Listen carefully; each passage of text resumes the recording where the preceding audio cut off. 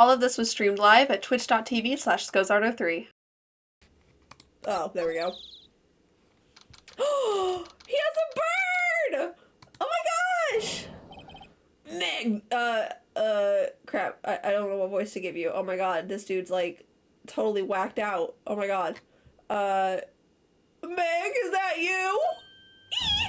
Hey, is that Keith with you?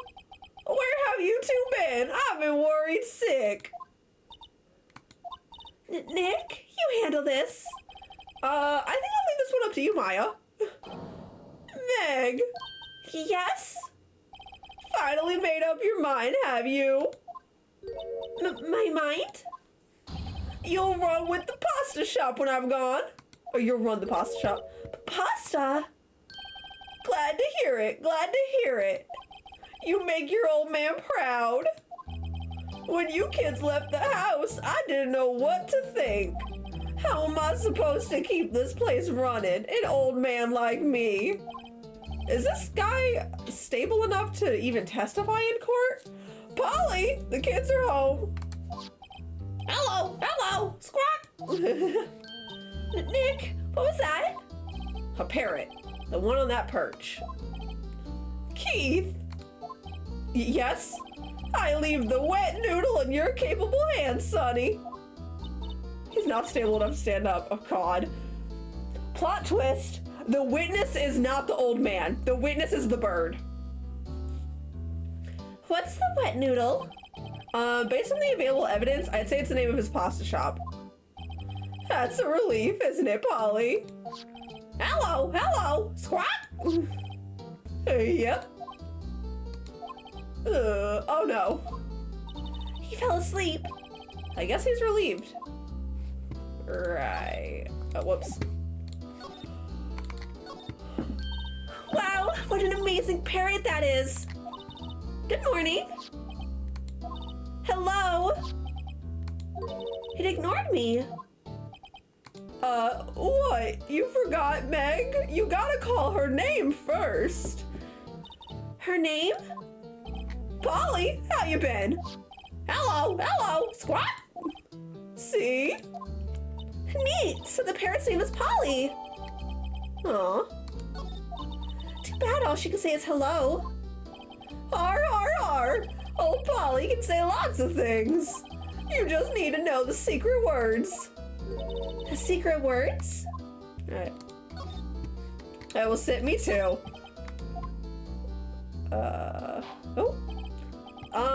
A pasta shop? Yep. To think the wet noodle will live on when I'm gone. My father started it, you know, so that makes you two the third generation. Meg? Yes. Tomorrow we'll start with the secrets of dough tossing. Dough tossing? You too, Keith. Yes. You'll be the best pasta wrangler the West has ever seen. Pasta wrangler? The West? Isn't pasta from Italy? Meg! Yes! You know the best pasta's always been made west of the Rockies, don't you? I feel like I gotta, like, separate every word. I don't know why. Right, of course. Everybody knows that. Nick? Huh? How long do we have to keep up this all-in-the-family charade? This old man must know something about the murder. He could be drunk, though. It is very possible. I'm not leaving until I find out what it is. He could also just be senile.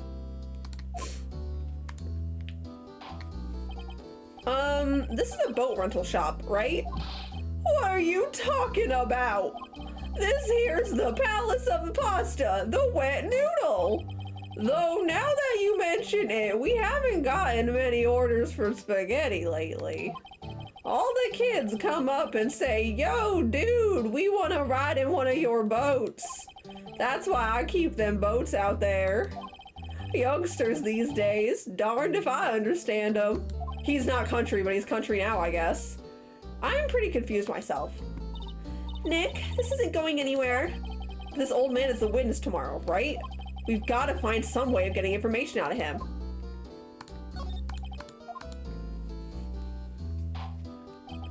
Ah, my memory's gotten worse of late. That's why I just tell everything important to old Polly here. Everything important? Oh, the bird knows. I wonder. Polly, what's the number to the safe? 11228, squawk? All right. Hey, Polly, watch it, will ya? See, Nick? All it takes is a little clever thinking and a criminal mind. Quick, Nick, write that number down. Hey, don't get me involved in your little heist schemes. Can we show him this? Oh, here we go. The lawyer badge. Yes, it is. I don't believe it. This old guy is the first person to recognize my badge. I get it. Huh? Yep, I got you figured out now. You're not Keith. Nick, now's our chance to clear things up. Sir. No, I'm not Keith. And I'm not Meg either. We're here investigating a murder that took place on this lake the other night. Please help us. A lawyer, huh? Please, mister. All right, I'll help. But on one condition. What's that? When this case is over and done, you'll run the wet noodle. We can't promise that. I can't make that promise. Is that any way to treat your old man? Bah, you want my help? You've come to the wrong man. Uh-oh, now he's grumpy. Not to mention he still thinks we're his kids. Maybe we should just lie and say we'll run his shop. Okay, we promise. Nick, are you sure about this? Hey, anything to get this case solved. Well, guess we're gonna be a noodle shop owner soon. Also, who wouldn't want to eat Phoenix noodles? I guess so. That's my boy. Good for you, Keith. Wait, didn't I just... You too, Meg. Yes? You bring a tear to your old man's eye, you know. Now, what was that you wanted to know? Speak up, Polly. Hello, hello. Now he's talking to the bird again. How do we get him to talk to us? Dang it. Okay, come on, man. Now that he's like awake and we've gotten his attention, maybe now he'll speak to us. Yep, I've seen this. You know something about this, sir? Keith. Yes? It's okay. You can call me Dad. Oh no, I gotta call him Dad. Dad, you know something about this? Yep, the other night out on the lake. Yes, yes. I know all about that. I seen it. What? Tell us what you saw. Well, I suppose. Since you're taking over the shop and all. All right. Here we go. What you saw? I forget the time, but it was pretty dark outside. Probably night. Yep. It was after midnight, but okay. Then I heard this bang, so I looked outside. Then I heard another bang.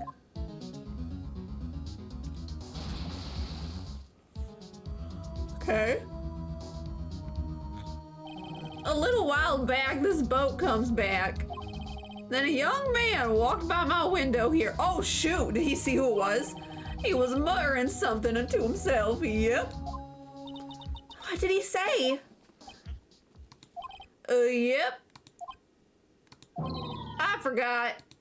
I'll remember tomorrow by court time, promise. We need to know earlier than that. You know what? Little Terry was just here. Terry? Yep, that kid next door. You always used to make him cry, remember? He was wearing that tattered old coat, got himself some whiskers growing on his face. He must be talking about Detective Gumshoe. He comes up and tells me to come down to court tomorrow. Really? Somehow I don't think we're gonna get much useful information from this guy. Maya, maybe we should be leaving. I think you're right. Oh, wait, I had one more question. Huh? Polly, have we forgotten something? Squawk?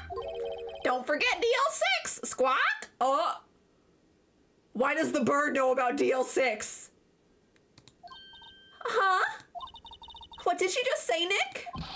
One more time, Polly. Don't forget DL6, Squawk! What? The DL6 incident? Hey, Dad. No, wake up, old man! Smack him. This is getting weird. Who is this old guy? Why would that bird Polly know about DL6? We have to figure out who that old man is. Oh, What?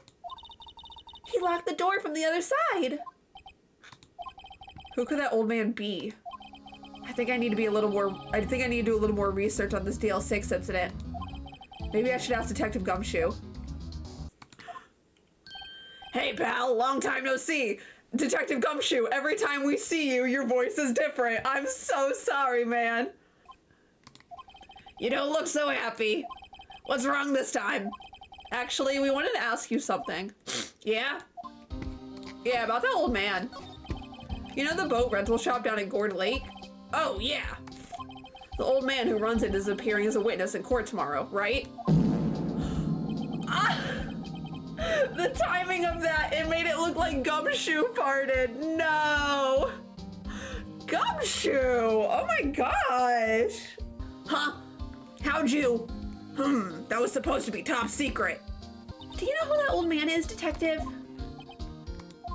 Actually, I don't. He's a bit of an odd bird. I haven't been able to get a straight answer out of him. I decided first that he wasn't persuasive enough to stand and testify as a witness. That's why we called Miss Lotta Hart yesterday. As for who he is, we have absolutely no idea. Huh, sounds suspicious. DL6 incident. Detective Gumshoe, please help us. Huh? We need to know about the DL6 incident. Oh. That was when Edgeworth's father died. I can't help but think that it has something to do with this current case. Oh wait, that first line might have been from Phoenix, my bad. To tell the truth, I don't know much about the DL6 either. Mr. Edgeworth forbade us from reading the file. So, I'm afraid I can't show them to you either, pal. What? However, if you can convince me somehow that the DL6 incident is related to this case, well, I guess I'd consider opening the file up. Well, the victim is a part of the DL6 incident. The parrot ain't gonna, hold on, can't we show the parrot? What's that, parrot? The old man at the bow rental shop's parrot. The parrot knew about the incident. That incident? DL6. What? Oh yeah, it was the parrot, nice. Polly, have we forgotten something? Squawk! Don't forget DL6! Squawk! Huh? I'm pretty sure that old man must have taught her that word. Yeah, but how would an old man know about the DL6 incident? Wait, what if that old man was connected to DL6? Then Nick, you think he might be? Oh, I get ya. Sounds like you need information on the DL6 incident. Through there is the station's records room. I'll give you special permission to go in and find what you need. Ooh! All right, way to go, Detective Gumshoe. Okay, Nick, to the records room. Oh, Maya, do you want to be here? I guess it's time we faced Edgeworth's past. Oh, yeah, I don't know if we should bring Maya with us. Oh, this is gonna upset her. Wow, it's amazing. Lee Dusty. 10 years? Oh wait, 10 years of files and 10 years of dust, I guess. Let's find that DL6 stuff quick. 15 years ago, both me and Edgeworth were 9 years old. We were almost through with the 4th grade when he suddenly transferred. Because of DL6? Nick, I found out where the file is. Oh, thanks. Just let me know what you want to know about the DL6 incident. I'll go get the right file. All right, the case summary. Well, first I have to get the handle on the main facts, like a summary. Right. Summary. Found it. Here you go. December 28th, 2001. That's exactly 15 years ago from the day after tomorrow. So in 2 days, this case is closed. The incident took place in the elevator of the district courthouse. What? Is this the same district courthouse where we're holding the trial now? Looks like it. Oh, dang. There was a large earthquake. Oh, this is where the earthquake comes in. Okay. There was a large earthquake at 2 p.m. on that day. Part of the court building collapsed and all of the lights went out. Wow, that was some earthquake. Oh, they got trapped in the elevator because of the earthquake. Oh. At the time, oh, look at baby Edgeworth. Oh, he's so tiny. At the time, 3 people were trapped in the elevator. It took 5 hours for them to be rescued. 5 hours? I forgot that was Maya reading the file, not Phoenix. Anyway.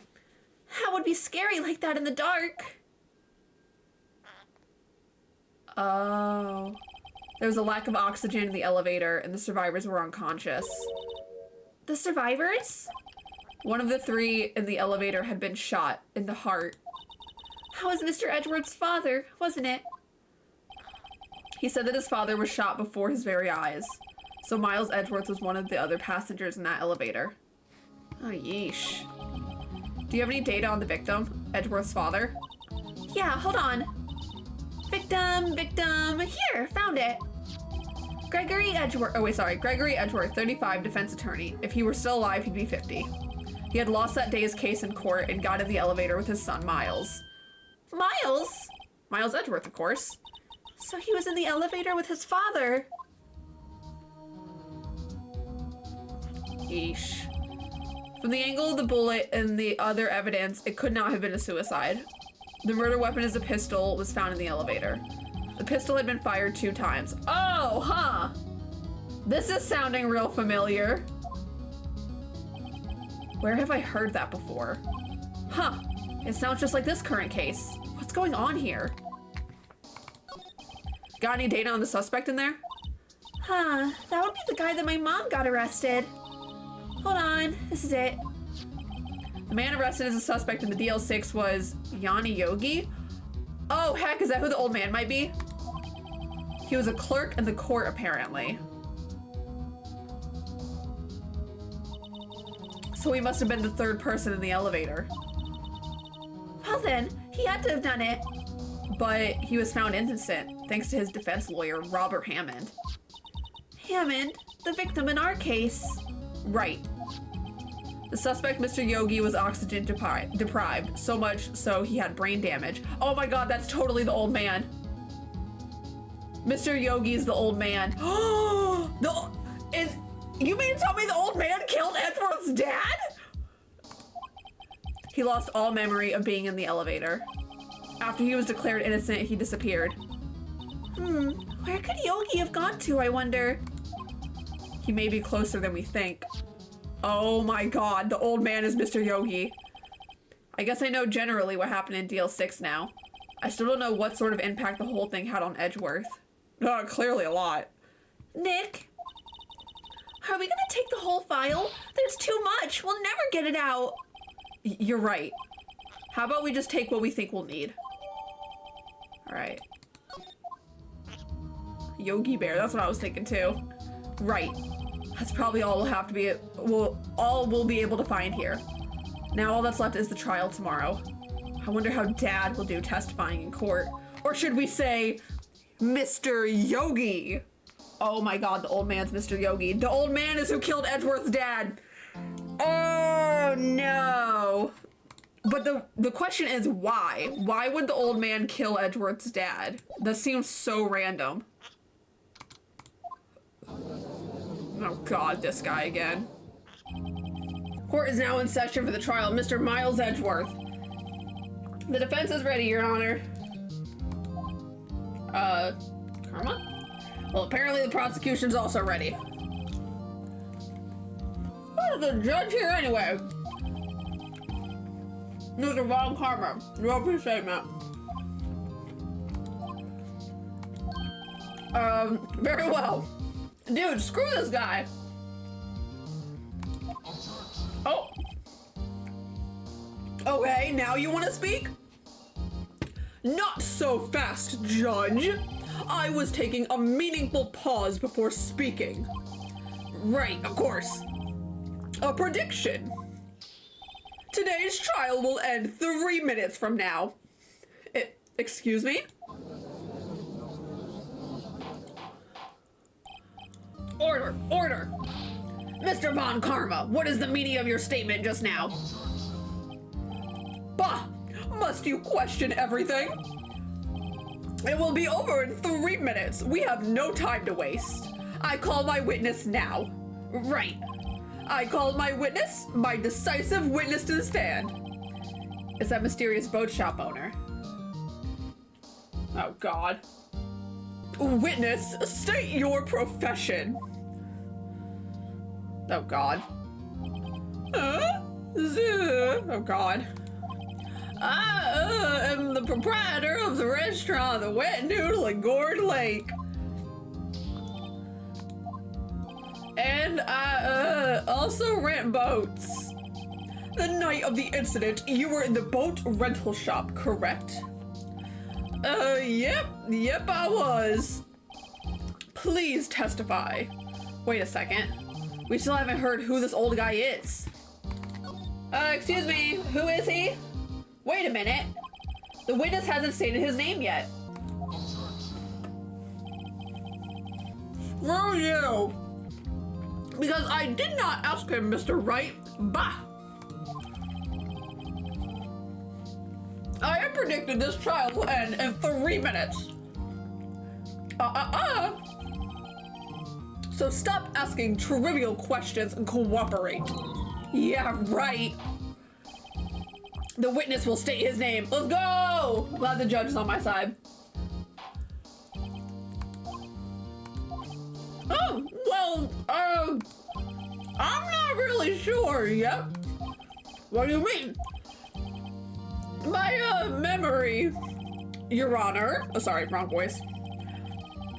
The witness does not remember anything beyond the last several years. Ergo, he cannot recall his own name. Oh, sorry. He can't recall, you say? Yes, but the incident in question took place 3 days ago. If he can't remember his own name, what makes you think he's a reliable witness? He can testify. Very well. Let's hear his testimony then, shall we, witness? Shall we, witness? Oh, God. It was night the 24th, just after midnight, yep. I was in the restaurant where I, rent boats as usual. Then I heard a bang. Yep. When I looked out the window, I saw a boat just floating on the lake.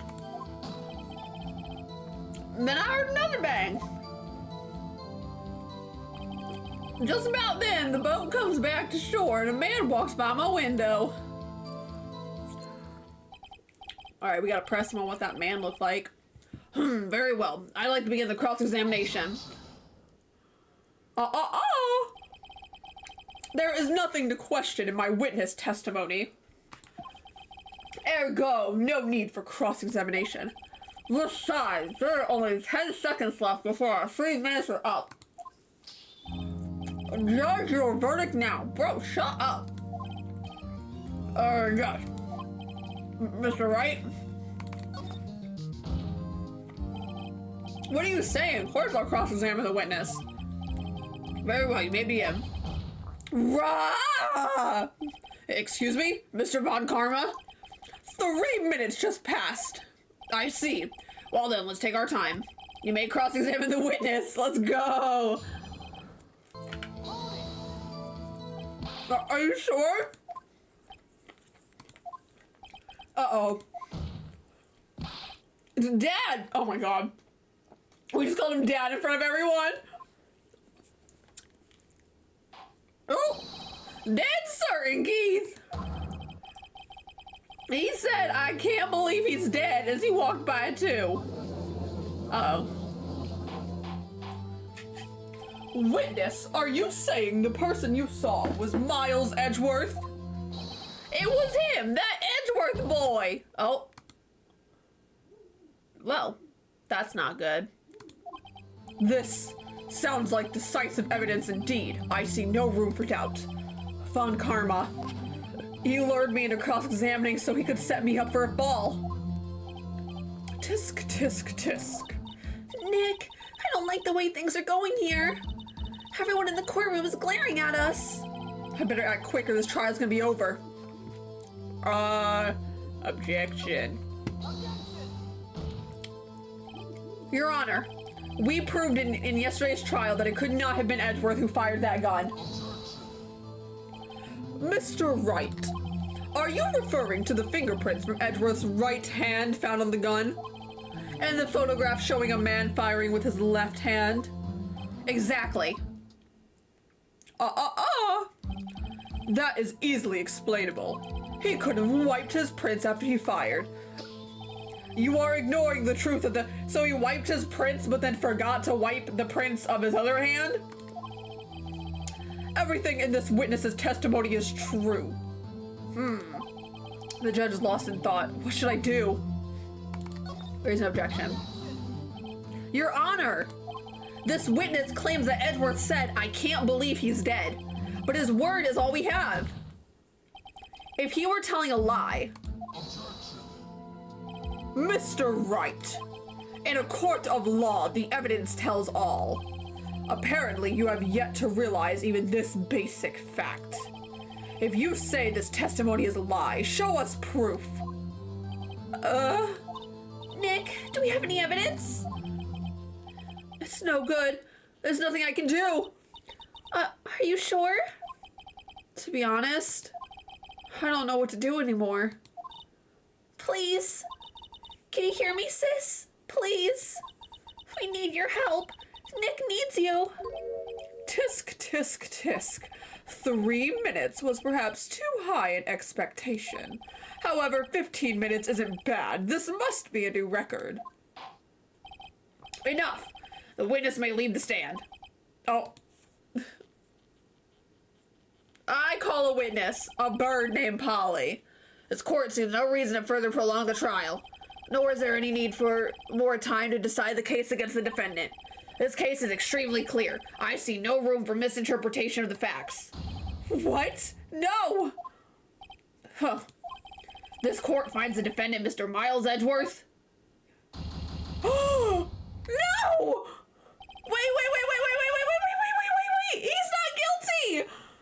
The accused will surrender to the court immediately, to be held pending trial at a higher court within a month from today's date. That is all. The court is adjourned. No! Wait!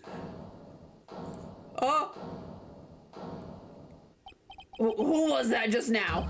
Me! Who? Huh? What? Larry? What are you doing here? Listen, you gotta listen to me.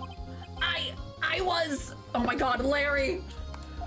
I was there in the park the night of the murder. I wasn't sure about it until just yesterday. But today I remembered it. Remembered what? The gunshot. I heard it too. Larry, what are you doing? Order. What is the meaning of this?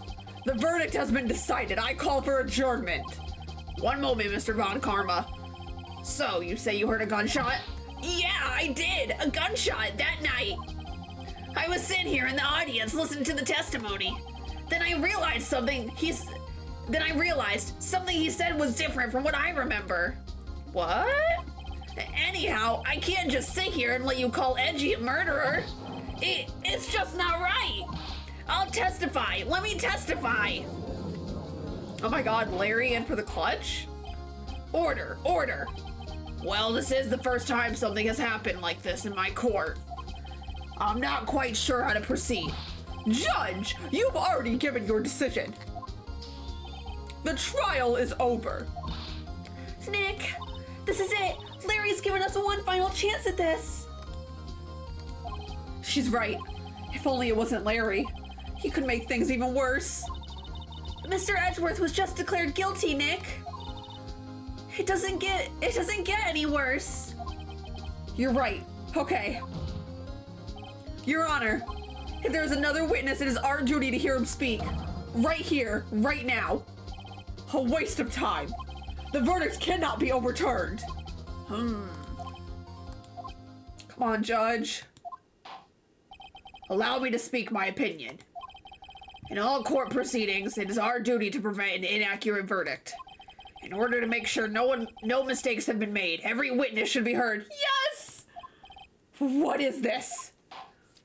I withdraw my previous verdict of guilty.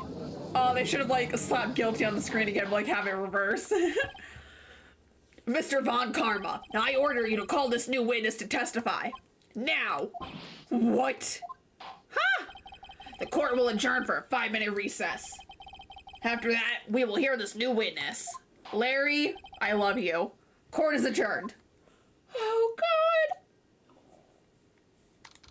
They should have made him pick up the mallet. Yeah, that too. Whew. That was too close. Sorry to keep you on the edge of your seat like that, Edgeworth. I've seen worse. Yeah, right, Edgeworth. You're sweating bullets. I just wonder what Larry plans to say in there. Larry was at the lake that night? Yeah. He said he was looking for the steel samurai balloon that flew into the lake. Oh, right. And he found that balloon in the air tank that night. Yeah. Hey, Edgeworth. Huh? You say something right? Yeah, a lot of things. You seem out of it. What's wrong? It's nothing. Bro, you can't deny your trauma forever. Come on, man. Mr. Edgeworth, there's something I've been meaning to ask you. What's that? Why are your fingerprints on the murder weapon? Oh. That is a very valid question. When he fell into the lake, I went into a daze. I couldn't understand what had happened. I couldn't think straight. Then I saw the pistol lying on the floor of the boat in front of me. I picked it up without thinking.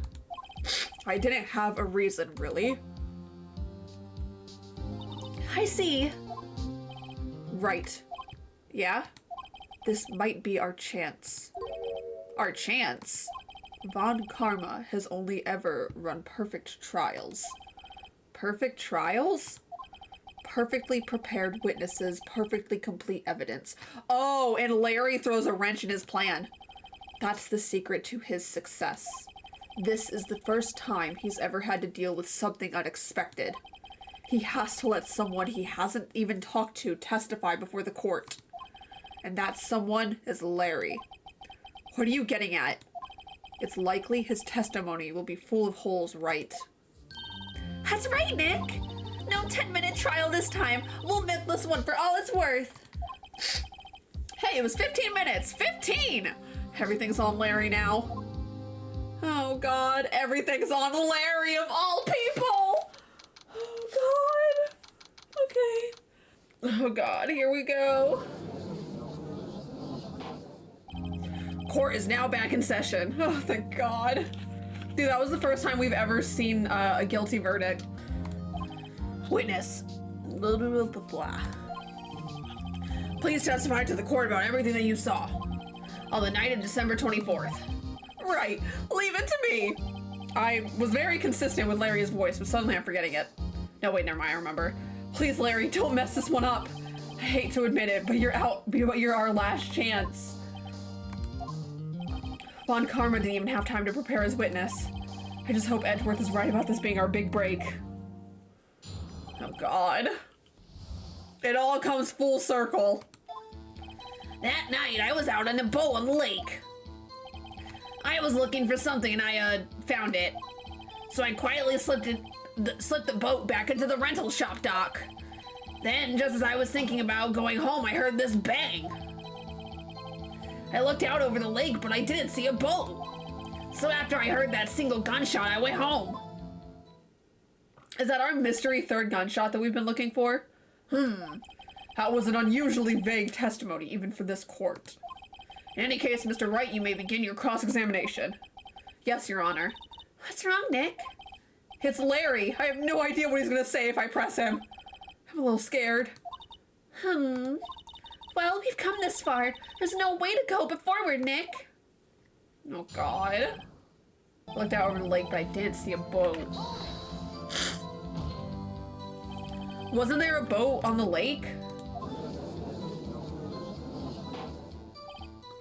Order, order. Well, Mr. Butts. Whoa. Everybody just calm down, okay?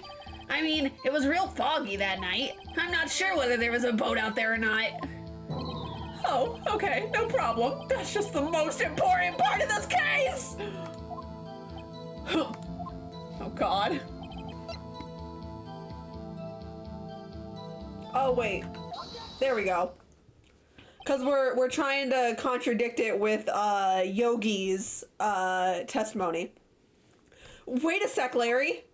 What? You only heard one bang? You're sure? That's what I said. But Miss Lotta Hart testified yesterday that she heard two bangs. And the old man just now said the same thing. They both heard two gunshots that night. Huh? Were you even listening? Were you paying attention at all to what they said? Yo, Nick, please. Huh? You know something's been bothering me. I'm a witness, see? I'm like a customer here. So, you got to treat me nice and stuff, okay? God dang it, Larry. Mr. Butts. What? You only heard one gunshot, are you sure? Well, to tell you the truth, I'm not sure. Huh? Not sure? How could you not be sure? Yeah, well, I might have missed the other gunshot. I was listening to something else. Something else? My radio, dude, with my headphones. What? Oh, God. Order, and stop that booing. Mr. Butts, you were listening to the radio with your headphones?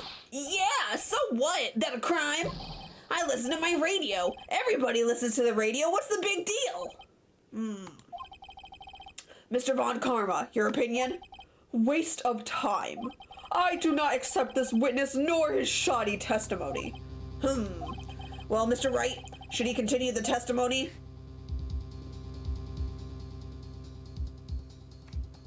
Continue. Your Honor, please allow the witness to continue his testimony. Bah! Nothing is more pitiful than a lawyer who doesn't know when he's lost. Very well, Mr. Butts. Please give your testimony and be sure to include details like your radio. Right! Leave it to me! I wouldn't if there were any other way out of this, believe me! Okay. Well, Larry heard. It's lonely being alone on Christmas Eve. That's why I was listening to an all-request show on the radio, see? I was listening to it like real booming loud. But I'm sure I heard that gunshot. I remember exactly what the DJ was saying when I heard it too. What do you say? You were listening to your radio at a high volume? Yeah, what's the big problem? Can't a man listen to his radio in peace? Isn't this a free country?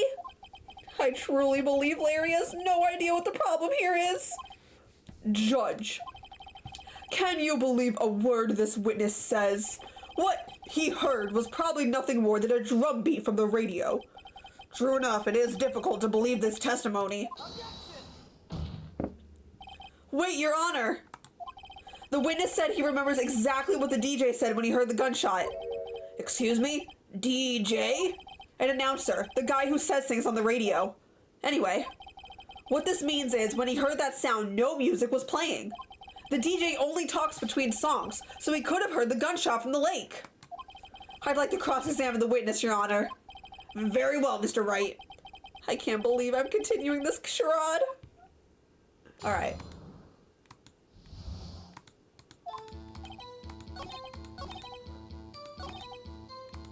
I remember, okay, so what did he say?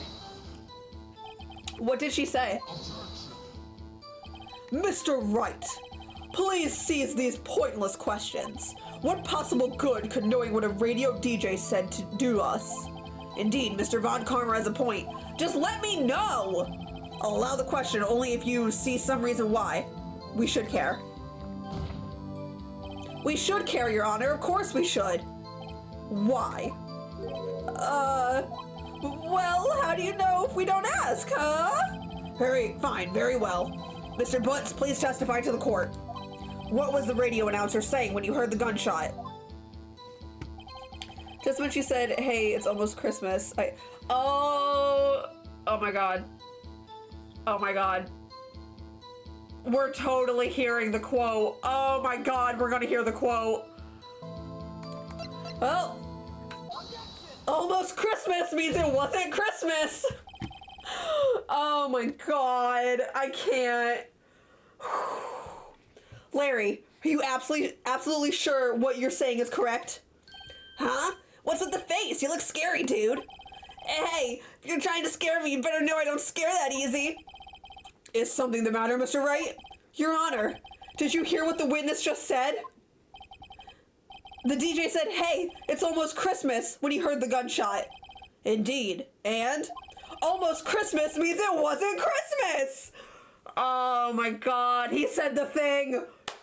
He said the thing! Oh my god. Do you realize what that means? When he heard the gunshot, it was still Christmas Eve. That would seem to be the case, yes. But he should have heard that gunshot after midnight. This photograph is irrefutable proof of this fact. Let's see what the time was on the photo taken when the gun triggered Miss Hart's camera. 12:25, 12:15. 15 minutes after midnight on Christmas Day. This is a clear contradiction, Your Honor.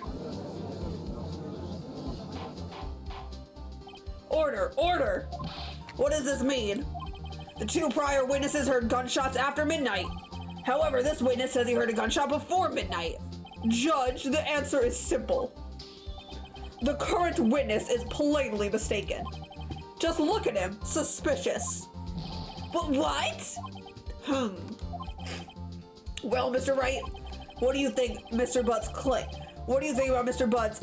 Larry's right. Larry's not mistaken, Your Honor. He heard that gunshot before midnight. There were 3 gunshots fired, guys. Intriguing. I'm assuming you have evidence for this wild claim. Show me evidence there was a gunshot before midnight. Oh wait, actually, it's gonna be, boop. Look at this photograph. Look at this photograph. This is taken by our witness yesterday, Miss Lotta Hart, with her automatic camera. The timestamp on the photo reads December 24th, 11:50 p.m. Oh? But there's nothing on the lake in this picture. Your Honor, the real issue here is not why nothing is shown in this photograph. It's why this photograph exists at all. What do you mean? Your Honor, this photograph was taken by an automatic camera. That camera was set to go off in response to loud noises. Aha! Correct. There was a loud noise on the lake at 11:50. That is why this photograph was taken. In other words, when Larry heard that gunshot, it was most definitely still Christmas Eve. Indeed, it would seem that is the case. Then, where does this leave us? Miss Hart testified that she heard the gunshots after midnight. Are you claiming she was mistaken? Not at all, Your Honor. It is a fact that the camera also triggered 15 minutes after midnight. Your Honor, that night there were 2 sets of gunshots with a 25-minute pause between them. Why would this be? Don't be fooled, Judge. That camera was set to respond to loud noises. Yes? There is no proof that the loud noise at 11:50 was a gunshot. Why, the witness could have sneezed, triggering the camera. Hey, my nose is clear that night, man. Clear. Well, Mr. Wright, there's no turning back now. Can you prove that the loud noise at 11:50 was indeed a gunshot? Please show the court evidence if you have any. 3 gunshots were fired, Your Honor. This is my evidence. The murder weapon? Something about this pistol was bothering me, Your Honor. Both of the witnesses who testified yesterday heard 2 gunshots. However, the murder weapon was fired 3 times. When, then, was the last shot fired? Only now I have realized the truth. That 3rd shot was the shot Larry heard just before midnight. Alright. Order! Order! That would make sense of the evidence we've seen so far. However, this leaves me wondering exactly what did happen that night on the lake. Exactly. If this is true, there were 2 sets of gunshots separated by 25 minutes. One at 11:50, another 15 minutes after midnight. Why, I ask you? Why? Uh-oh, I better think of something quick. Wait a second. Gunshots separated by 25 minutes? Ah! What's wrong, Nick? I have it. I have it. You do? What do we have?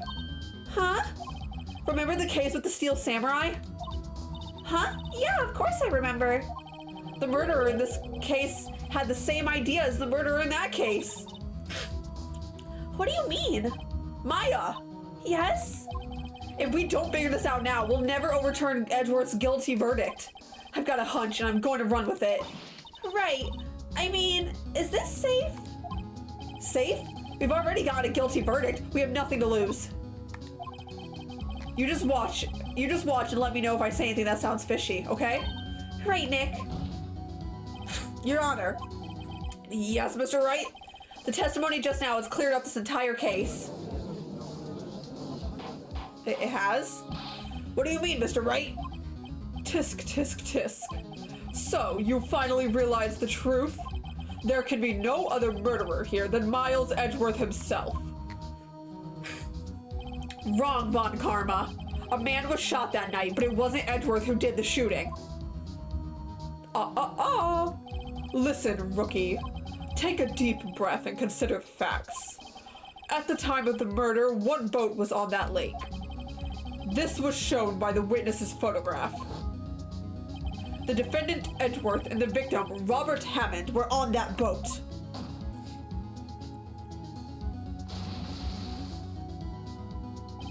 There was a gunshot fired on that boat and Robert Hammond fell into the lake. The distance of the shooting was 1 meter. It couldn't have been a suicide. Well, the guilty party has to be the other man on that boat. I admit it is hard to imagine any other possibility. Yes, but this assumes that the victim was shot at 15 minutes after midnight. Yeah, there were 2 gunshots. What do you mean by that, Mr. Wright? We have photographic evidence of the time of the shooting. The timestamp on the photo said 12:15, but Larry heard a gunshot 25 minutes before that. Robert Hammond was killed then, 25 minutes before the shot on the lake. That's the only way that Edgeworth could be innocent.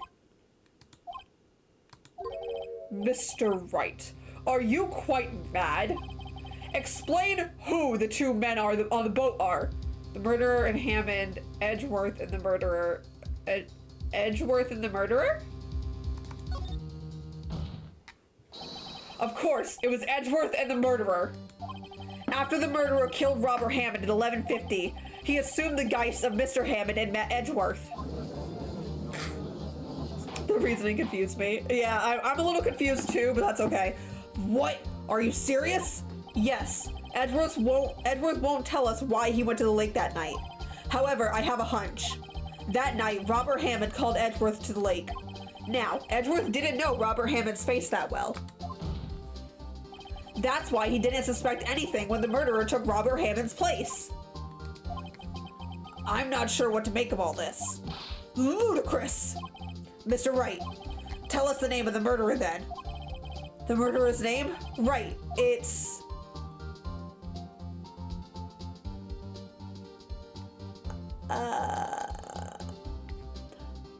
I don't know. I don't know.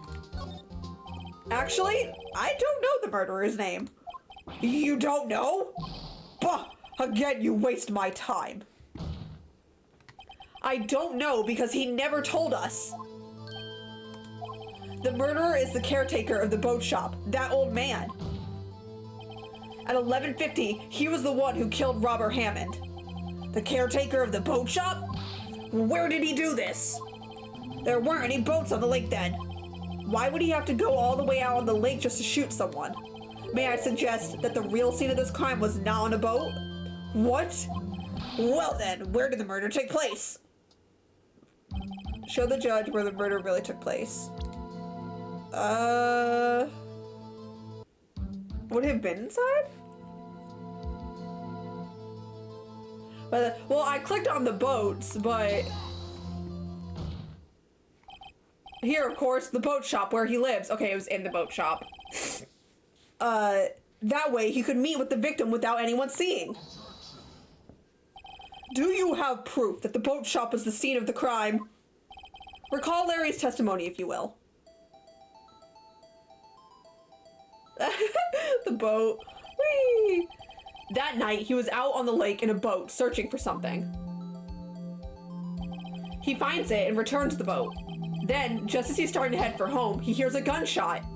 Polly said, don't forget the yeah, and that makes sense why it would happen in there, because Polly heard the old man say that. Because the old man is who killed Edgeworth's father. He hears a gunshot. He heard a gunshot, Your Honor, even though he was wearing headphones at the time. In other words, the gunshot was very, very close by. And where would that be if he had just returned a boat? The boat shop. Mr. Wright, what happened that night on Gourd Lake? Please tell the court from the beginning. Yes, Your Honor. Nick, are you sure about this? Not really. But I think if I start at the very beginning, and I take it slow, I might just be able to figure this out. That night, the caretaker of the boat shop called Robert Hammond to his shop. Oof. This was around 11:50. That was when the gunshot that Larry heard was fired. After that, the caretaker put on Robert Hammond's coat. He became Robert Hammond. Then, he got in the boat with Edgeworth and went out into the middle of the lake. Then, who fired the pistol on the boat, Mr. Wright? The boat shop caretaker? Oh. Of course, it was the murderer who shot the pistol.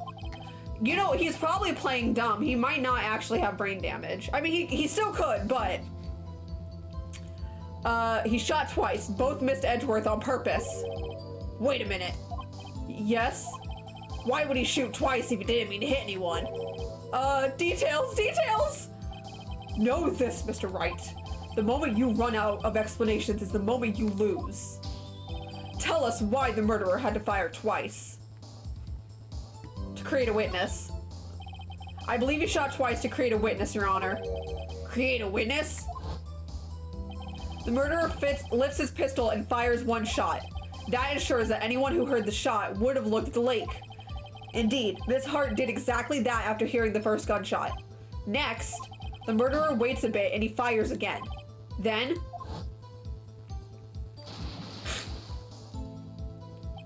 the murderer jumps from the boat himself, leaving the pistol in the boat behind him.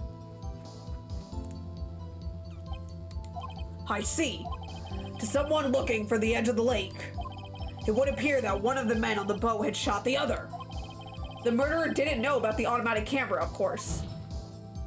That's why he shot twice to draw attention to the boat. Once you realize that everything else falls into place, the boat shop caretaker swam back to his shop. Then he put Mr. Hammond's wet coat back on the body and threw the body into the lake. This is what happened, Your Honor. These are the events that transpired that night on Gourd Lake.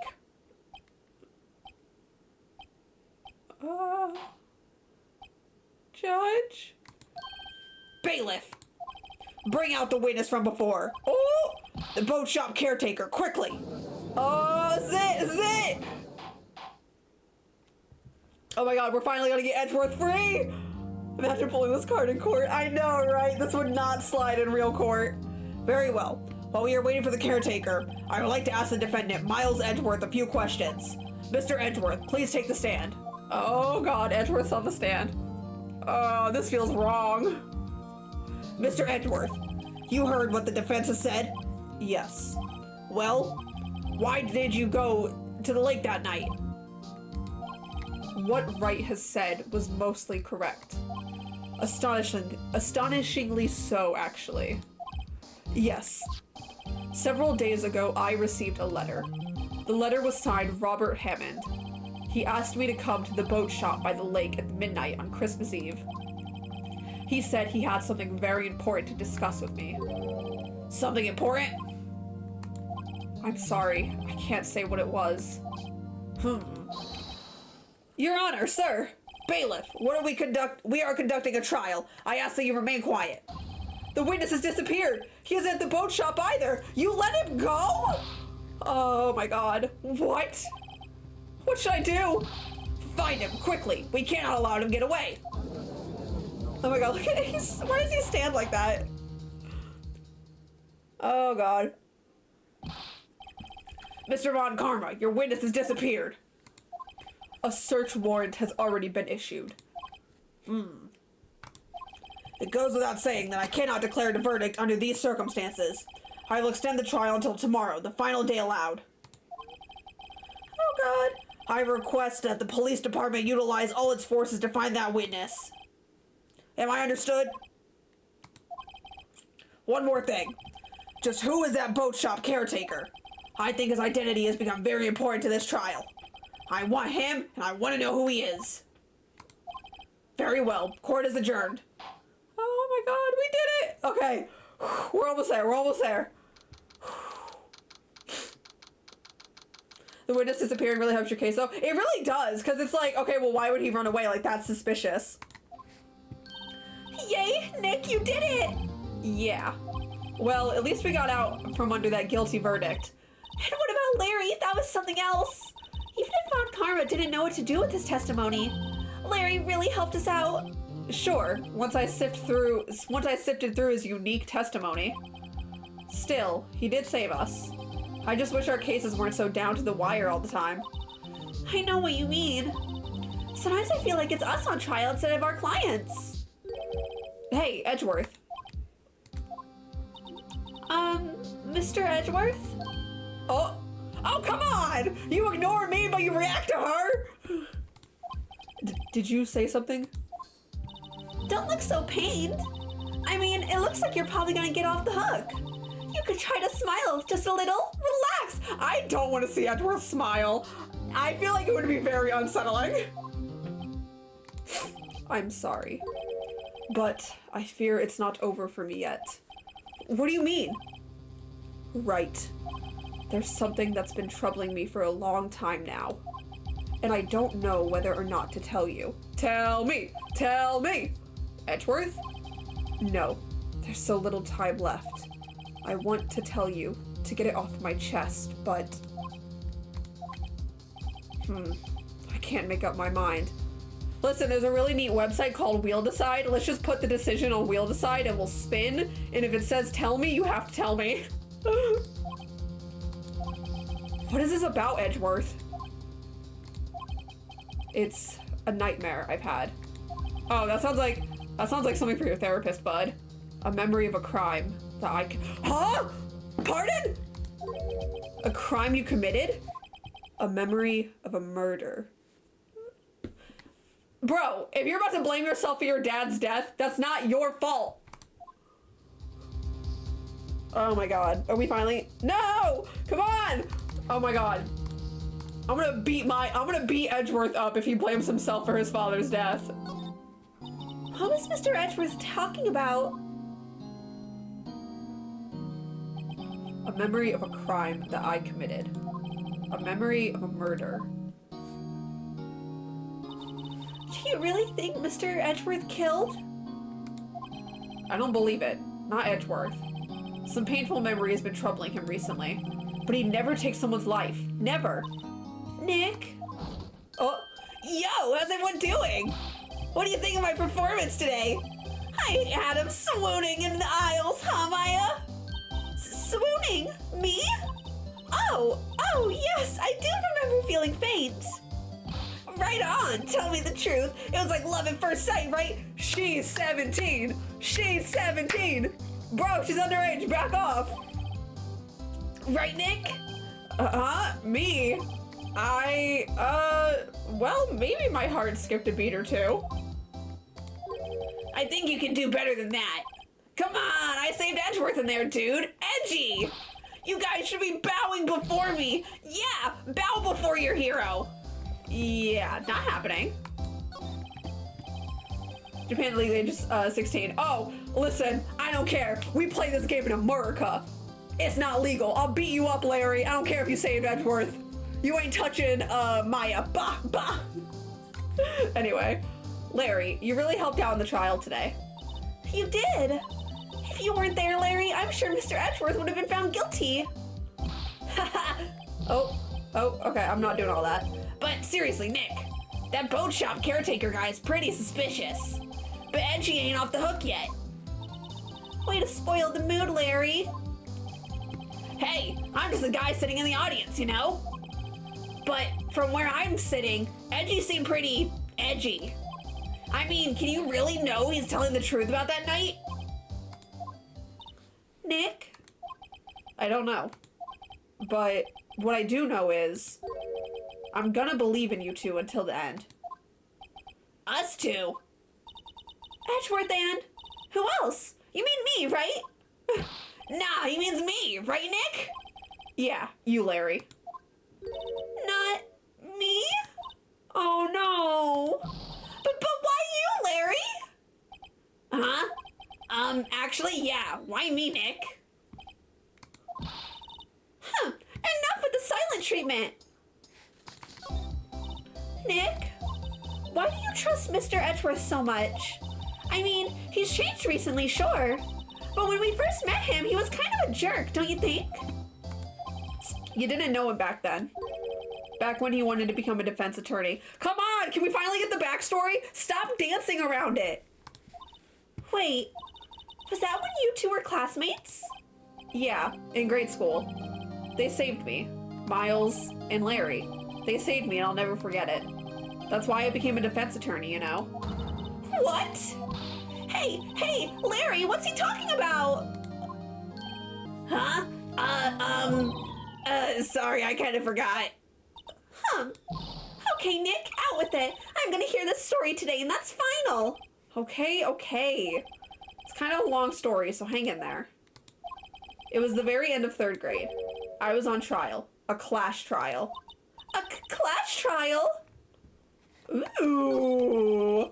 Like in the hit game Danganronpa? Sorry. Anyway. You remember, Larry? Spring, end of 3rd grade? A kid in our class got his lunch money stolen. Oh my god, that's hilarious. Lunch money? Our school was really small. Every month, kids would bring in an envelope with money for lunch from home. Huh, I see. Anyway, this kid's envelope disappeared, with $38 still inside. Oh, yeah, now that you mention it, I do remember that. I can see why you'd forget, though. You were out of school that day. Anyway, that envelope had been stolen during PE class. I was coming down with a cold, so I skipped PE that day. I was the only one not in class. So, they thought you did it? Yeah, the kids in class said I should be put on trial. Trial? So the next day, we held a classroom trial with me as the defendant. Oh, look at baby Phoenix! Oh, look at him! He's so cute! I didn't do it! Guilty, he did it! Guilty, it was you! Thief!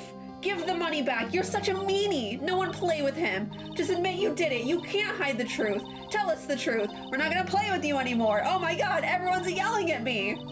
Give me back my 50 cents I loaned you! Now, Phoenix, you know you shouldn't steal people's money. That's not right. In the end, even the teacher thought I'd done it. Go over and apologize, Phoenix. Oh! Oh no! Look at the baby! I didn't know what was happening. I was so sad, I couldn't stop crying. Everyone was staring at me like I'd done it. I tried to apologize. I went to where the boy whose money had been stolen was sitting. That's when it happened. Objection! Oh, all I can imagine is just a tiny baby Edgeworth yelling that. He shouldn't have to apologize. The only thing that belongs in a trial is evidence. Anything else has no point. You should all be ashamed. Amateurs. Oh my god. Imagine being the teacher and some third grader calls you an amateur. Miles? Oh, look at him! He's tiny! Oh, he's a baby! It wasn't you who stole my money, was it? No. Oh, it was Edgeworth's money stolen. No. Then you shouldn't apologize. Everyone's been shouting you did it, but no one has any proof. That is why, Your Honor, this boy is innocent. I can't. He's a little baby lawyer. But Miles, it was your money that was stolen. Yeah, he did it. He's the one. We don't need proof. Make him say he's sorry. Why don't you all just shut up? Oh, Larry! Look at him. He's a baby. I can't. They're all so cute whenever they're tiny. This isn't always how it is. Everybody ganging up and picking on one person. Just think how he feels. He said he didn't do it, so he didn't do it. Aww. Very well. I will replace the money myself. This class trial is over. Let's go. That's how it happened. After that, the three of us were the best of friends. Whoa, Edgeworth being a friend? That's weird. Wow, I had no idea. Yeah, I had no idea either. I mean, I forgot. Bro, you were there. That's when I learned what it meant to be alone. Totally alone, without a friend in the world. You did a good thing, Larry. Yeah, well, I was just lucky that I took the day off from school. If I'd been there, they would have thought I'd done it. So I took it kind of personally, see? When something smells, it's usually the butts. Anyway, Edgeworth and I talked after that class trial. That's when I heard his father was a defense attorney. I remember his eyes would shine when he talked about his father. Ooh, that's depressing. Ooh. I'm going to become a defense attorney, just like my father. Oh, Edgeworth. Oh, no. A famous defense attorney. Yeah! Nobody tell him. Nobody tell him. Just smile and wave, guys. Smile and wave. Then, a few months later, he suddenly transferred to another school. The DL6 incident. Right. I'm not sure, but the transfer probably had to do with his father's death. That's so sad. It was several years later when I heard Edgeworth's name again. It was an article about him in the newspaper. The headline was something like Dark Suspicions of Demon Attorney. Fabricating evidence, manipulating testimonies, covering up facts. The article said he'd do anything to get a guilty verdict. Anything. But why? What happened? I mean, that's not the Edgy I used to know at all. That's what I thought too. I tried to get in touch with him. I don't know how many times. He never replied. I guess he didn't want to see his old friends. I couldn't just drop it though. I wanted to meet him to learn why he had become who he had become. Or who he became. That's when I decided. Wait, you don't mean... That's why? That's why you became a defense attorney? To meet Edgeworth? Guys, is it gay to dedicate your whole life to becoming an attorney? To see one dude? I'm sorry.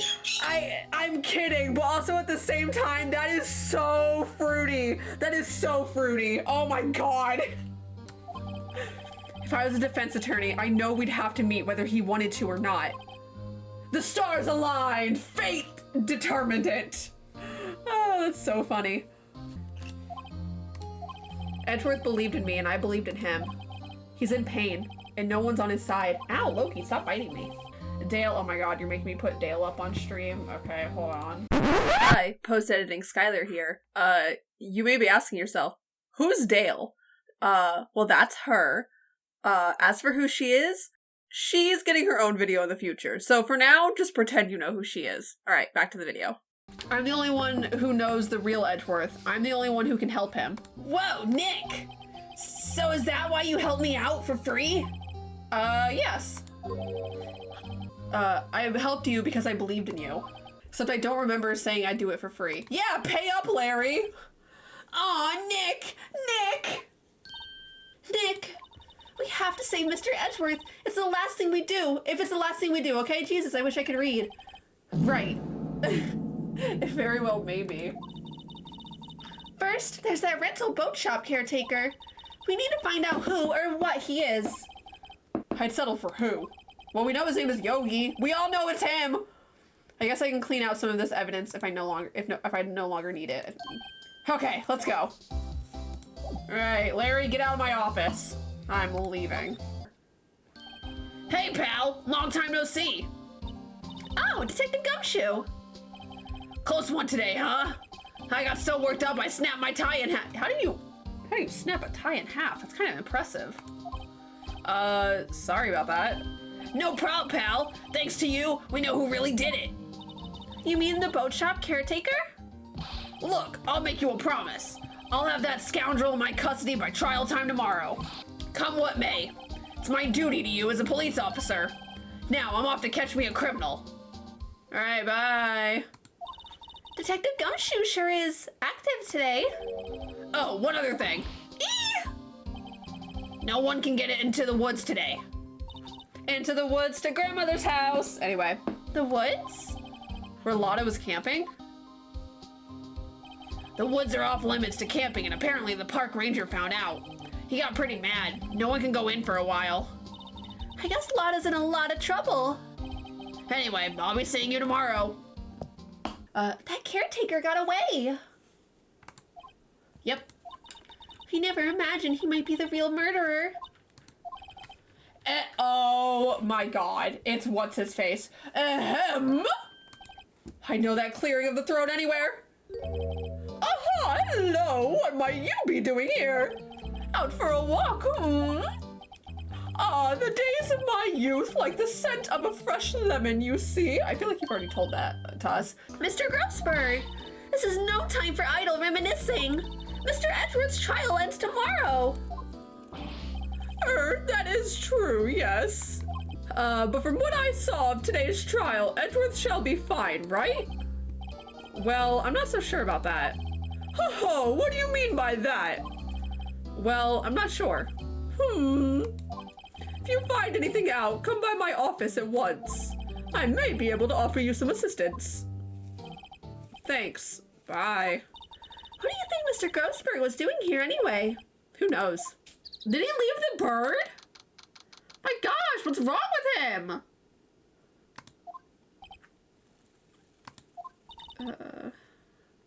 Nobody's home. Hello. Squat? Hey, it's Polly. I wonder where your owner's gone, Polly. Hello, Squawk! I can't believe he'd run off and leave this poor parrot to fend for herself. hello, Squat. No. Whoops. Poor baby. Maybe I should take care of Polly, Nick.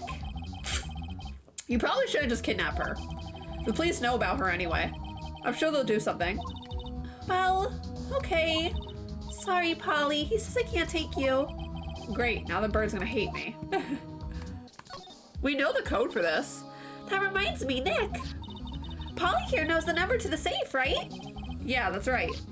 Polly, what's the number to the safe? 1228, Squawk! Let's open it, come on. I'm sure there's any money in there. Aww. But hey, he keeps it locked, right? So there must be something of value in here. I'm not so sure. Okay, Nick, let's see what's in there. I guess this might be a clue or two. The only thing in here is a letter. Oh! A letter? Aw, boring. Huh, there's no name or signature on this thing. It's handwritten in very precise, clear letters. Get your revenge on Miles Edgeworth. Oh!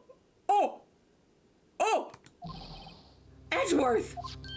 Nick! Why would Edgeworth's name be on here? How should I know? I'm gonna read the whole thing.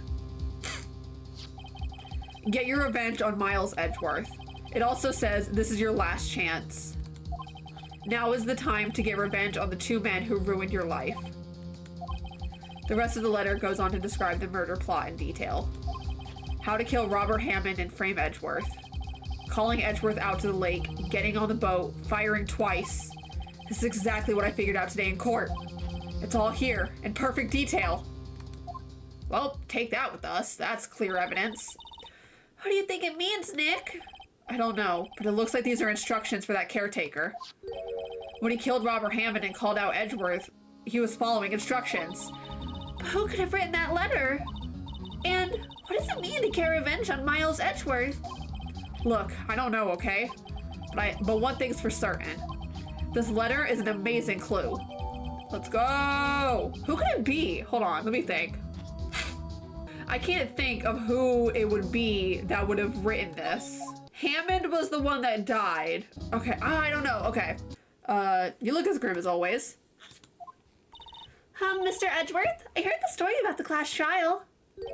Class trial? What do you mean? Oh, don't play dumb! You don't remember? No, I don't. Your lunch money was stolen, wasn't it? In 3rd grade? Lunch money? Oh, right. Yes, I seem to remember something like that. Nick, I think you're the only one who really remembers. Well, it probably only really mattered to me anyway. Mr. Edgeworth, didn't you know? That trial was the reason Nick became a defense attorney. Ridiculous. Gee, thanks. That said, it does sound like the kind of thing you'd do. You haven't changed a bit, have you, right?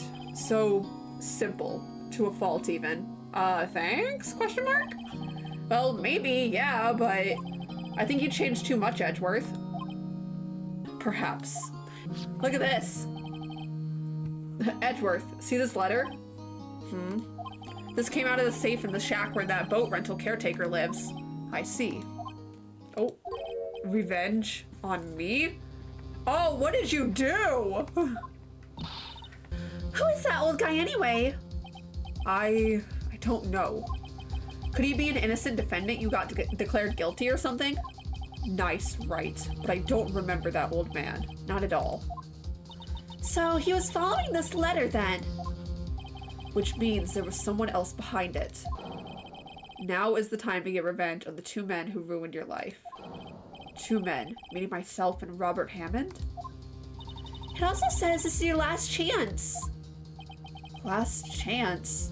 Wait, maybe he's talking about the statute of limitations of the DL6 incident.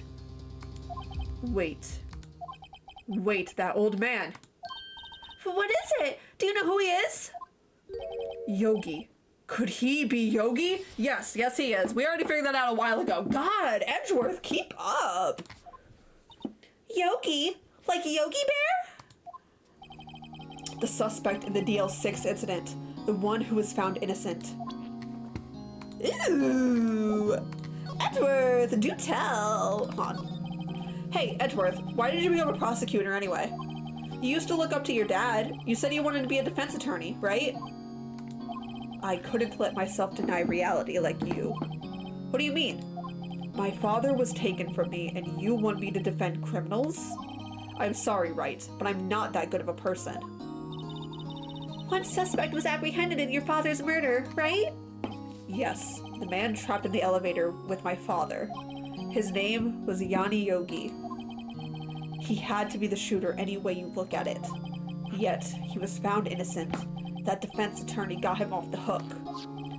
That would be Robert Hammond. On that day, 15 years ago. Oh! The 3 of us were trapped in that elevator for 5 hours. When we were rescued, we all suffered oxygen deprivation. I had lost all memory of the murder. Oh, heck! Lost your memory? Even now, I can't recall what happened in that elevator. That was the crux of Yogi's attorney's argument in court. He claimed Yanni Yogi had been not of sound mind due to the oxygen deprivation. Yogi was released due to the lack of evidence. Innocent. Dang, that sucks. That's when I changed my mind. I started to hate defense attorneys. Aw, you hate me? What the heck? I thought we were bros. What's your relationship with Von Karma? He's my teacher and a man who deserves respect. I learned everything I know of courtroom techniques from him. So he's like my sister was to you, Nick. He was a perfectionist in all things. In court, in his personal life, he is obsessed with doing everything perfectly. Okay, Death the Kid, calm down. Perfectly, huh? In all the cases he has taken on, none were left unsolved. And not one suspect was declared innocent, ever. But that's... I know. It's possible some of the suspects were indeed innocent. However, it is impossible for us to accurately determine that in every case. All Von Karma does in his job to find the suspect guilty perfectly.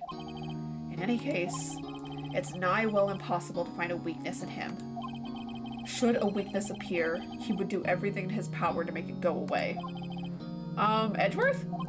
If what you're saying is true, you're headed for a guilty sentence tomorrow. He's right! Now's not the time to praise the enemy, Mr. Edgeworth!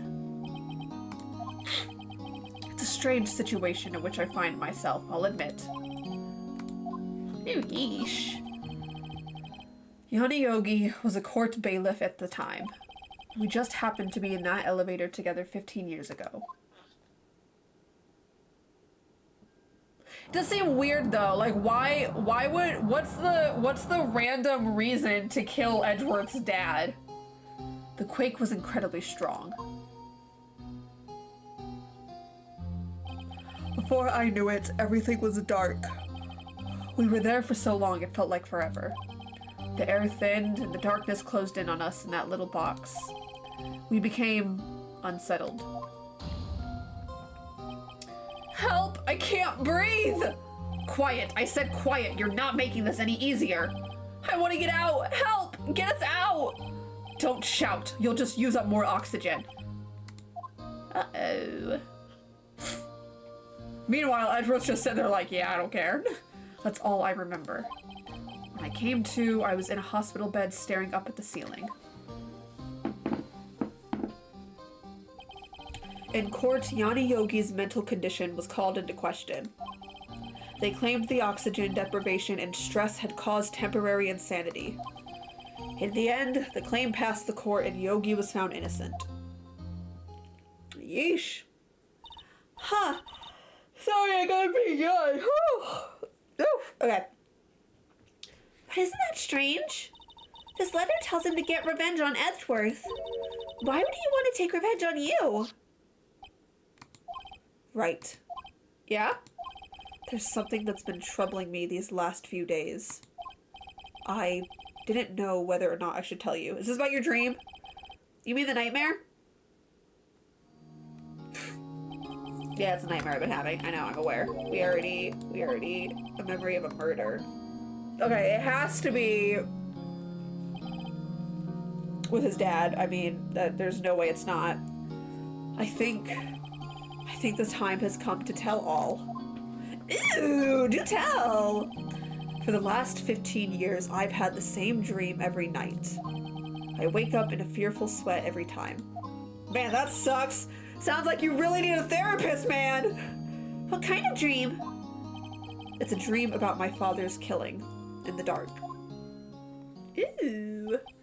Help, I can't breathe! Quiet, I said quiet. You're not making this any easier. I want to get out. Help, get us out. Don't shout, you'll just use up more oxygen. Here we go. I can't breathe. You're using up my air. What? Stop breathing my air. I'll stop you. What? What are you? Stop breathing my air. No, father. Oh no, he's attacking father. Then I see the pistol lying by my feet. I don't... Oh! Oh my god! If this is based on truth, Edgeworth killed his dad. I don't know if it was the evidence from that day in court or the bailiffs. In a daze, I picked up the pistol. Yeet! Sorry. Get away! Get away from my father! Oh no. And with that scream, I wake. It's a bone-chilling scream. A scream that has rung in my ears the past 15 years. Bud, please invest in a therapist. But that's just a dream, right? Right? That thought is the only thing that has kept me sane for the last 15 years. But what if I'm wrong? What if it's real?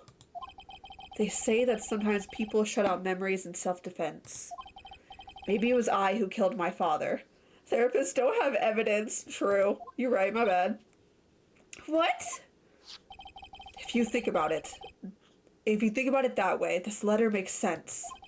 Get your revenge on Miles Edgeworth. Think about it.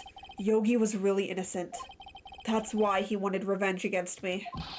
Wait, Edgeworth! You mean... It was me. I was the true criminal of DL6. I shot my father. This is bad. What are we gonna do, Nick? What can we do? I don't know. I don't think there is anything we can do, like it or not. If there's someone else who knows a lot about the DL6 incident, maybe. Oh. There is, Nick! There is someone who knows about the DL6. Polly. Polly does! Oh, Grossberg, duh. He knows more. Mr. Grossberg! Ah, hello there. What's wrong? You look troubled. No kidding, I can't believe you're not! My. Just calm down and tell me what's happened. It's Mr. Edgeworth. He... Oh, we're gonna explain everything. I see. So Edgeworth dreamt he shot his own father? It's only a dream. Only a dream. I wonder. What? If that's the case, then why do you two look so troubled, Well... Also, consider this. Yogi quite certainly holds a deep grudge against Miles Edgeworth. So deep he'd want to frame him for murder. This leads me to surmise that Mr. Edgeworth's dream was not a dream, it was real. As you imagined, Miles Edgeworth threw the pistol to save his father. The pistol fired and the deed was done. Idiot for throwing a gun, sorry. No! I don't believe it! Yogi was suspected of murder and his career as a bailiff was irrevocably wrecked. Sorry, I can't read.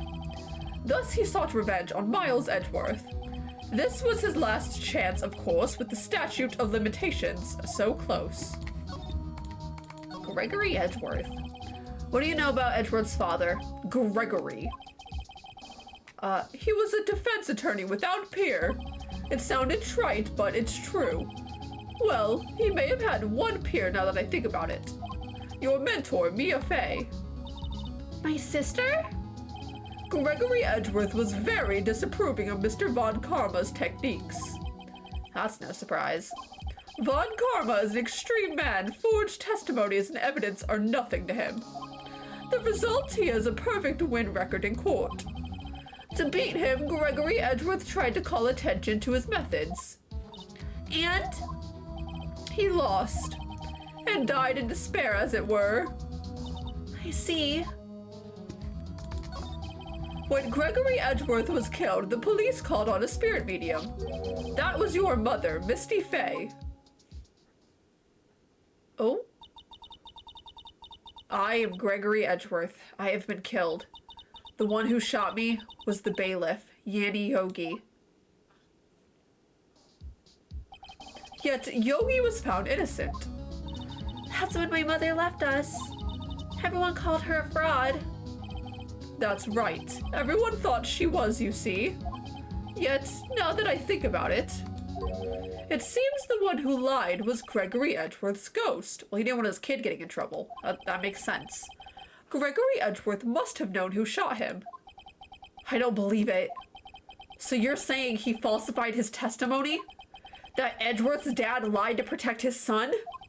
It's only a possibility, mind you, but a possibility nonetheless.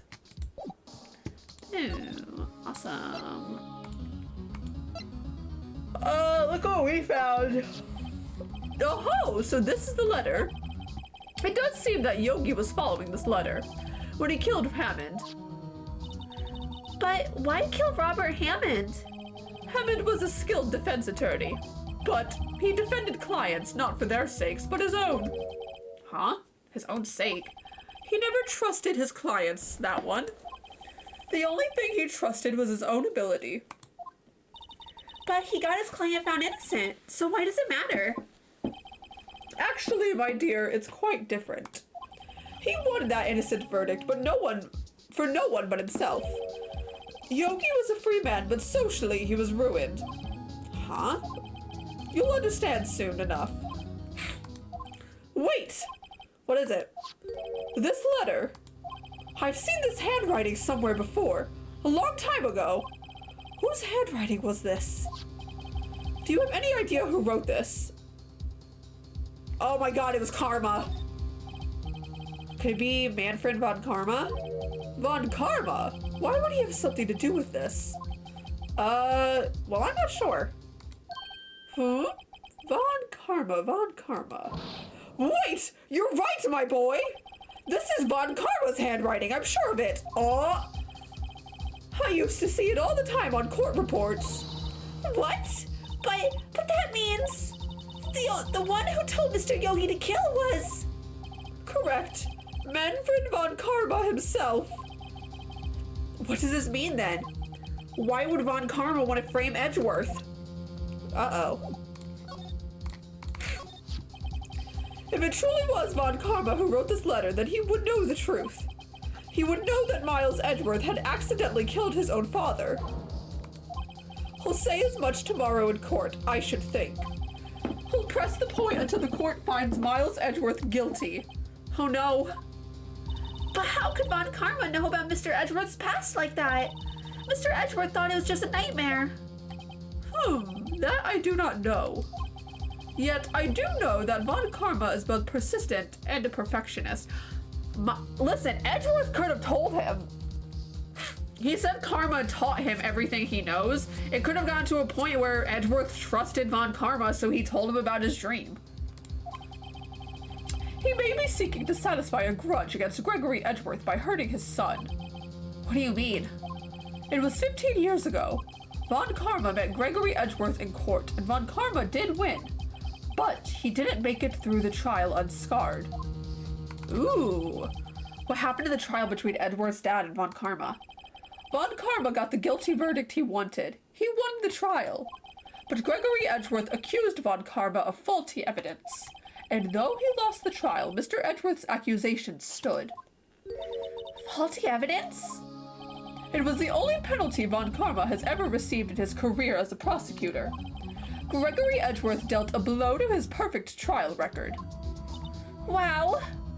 It must have been quite a shock for Von Karma. He took a vacation for several months after that, you see. A vacation? Yes, an unusual event for the man. That was the first and the last vacation he's taken in his many years of prosecuting. Really? He doesn't take vacations? Like, go to the sea or, to the mountains? Don't tell me he's never been to Europe. You have strange ideas about vacations, Maya. In any case, that was the only time he took a vacation from work. I believe the penalty upset him quite a bit. Odd. If he wanted to keep a perfect record so badly, why would he take such a long vacation? What do we do, Nick? Von Karma's gonna bring up deal 6. You can bet on it. Sorry. Allergies are killing me. What if Mr. Edgeworth pleads guilty to deal 6? I won't let him. Yes, Mr. Wright. I hate to say this, but even accidental murder is murder, you know. I know that. I just believe in Edgeworth's innocence. I can't believe he'd kill someone. But Nick, Mr. Edgeworth admits it himself. His father must have lied to protect him from beyond the grave. I don't care. I know he's not guilty. Mr. Wright, if you say so, I suppose I could go check again. The police files might hold something of interest. Mr. Grossberg, thank you. I can't promise anything. In fact, I think the chances of finding something are slim. I understand. The police materials. All right, let's go. There's hardly anyone here. Everyone must be looking for the old guy, Yogi. Ah, it's you. I don't think Gumshoe will be coming back today. He's staying out late looking for someone. Sounds like Detective Gumshoe is pounding the pavement for real. We were wondering if we could check out the record rooms again. Well, now I can't have just anyone wandering around in there. But I guess Mr. Von Karma's in there now anyway. Oh, that's not good. Oh no. You can go in as long as he's there. Von Karma? Yes, he just arrived actually. Von Karma's in the records room! Nick, let's hurry! Uh-oh, uh-oh, uh-oh, uh-oh, that's not good! Dusty as always. We were only here just yesterday. I'm sure they just haven't had time to clean. What's wrong, Nick? Nothing. I was just noticing that he isn't here. Von Karma. Okay, oh wait, that drawer's open, hold on. Crowd cases for attorney. Nick, let's get what we needed and get out of here. All this dust is getting to me. Huh? One of the drawers here is open. Someone must have been looking in it recently. The label says unsolved cases, evidence. Huh, unsolved cases? Nick, the file for DL6 is completely empty. Oh my god, he took it. What? What are you doing in here? Ugh, wow, you're really ugly from up front. Sorry. Von Karma! You! How do you know my name? Huh? Have we met? What are you saying? We see each other every day, don't we? We're Miles Edgeworth's defense team. Defense team? Ahem. I beg your pardon. You see, I rarely remember defense attorneys. They are like bugs to me, needless things to be crushed. I can see how this guy was Edgeworth's mentor. Bro, screw you. Mr. Edgeworth is your student, right? A romanticist who still can't shed that veneer of amateurism. Just like his father. Anyways, always second rate. Mr. Von Karma? You had an axe to grind with Mr. Gregory Edgeworth, didn't you? Me? A grudge against a mere defense attorney? Why? Because he dealt a blow to your otherwise perfect trial record? Huh. So you did. But what I don't get is, why did you take his son under your wing afterwards? The son of your most bitter rival? That, my dear attorney, is none of your business. Tomorrow will be the last day of this trial. It's been a while since I've had a defense attorney last this long. Ayo? Still, you will lose in the end. Miles Edgeworth will admit his own guilt. His guilt of 15 years ago, you mean? You're quite the researcher. If you've done your homework so well, then certainly you must understand. You know that Miles Edgeworth will tell the court tomorrow. We were right. So Von Karma is going to bring up DL6 in court tomorrow. Hey man, what's this? Mr. Von Karma, have a look at this. This was you, wasn't it? You instructed Yanni Yogi to commit murder. Yanni Yogi? How many years has it been since I've heard him called by that name? He's a fool. I told him to burn it after he read it. So you admit it? You wrote Mr. Yogi this letter? Yes, my dear defense attorney. Thank you for taking the trouble to bring it to me. You've saved me from a lot of needless hassle. What? Nick, what is that thing?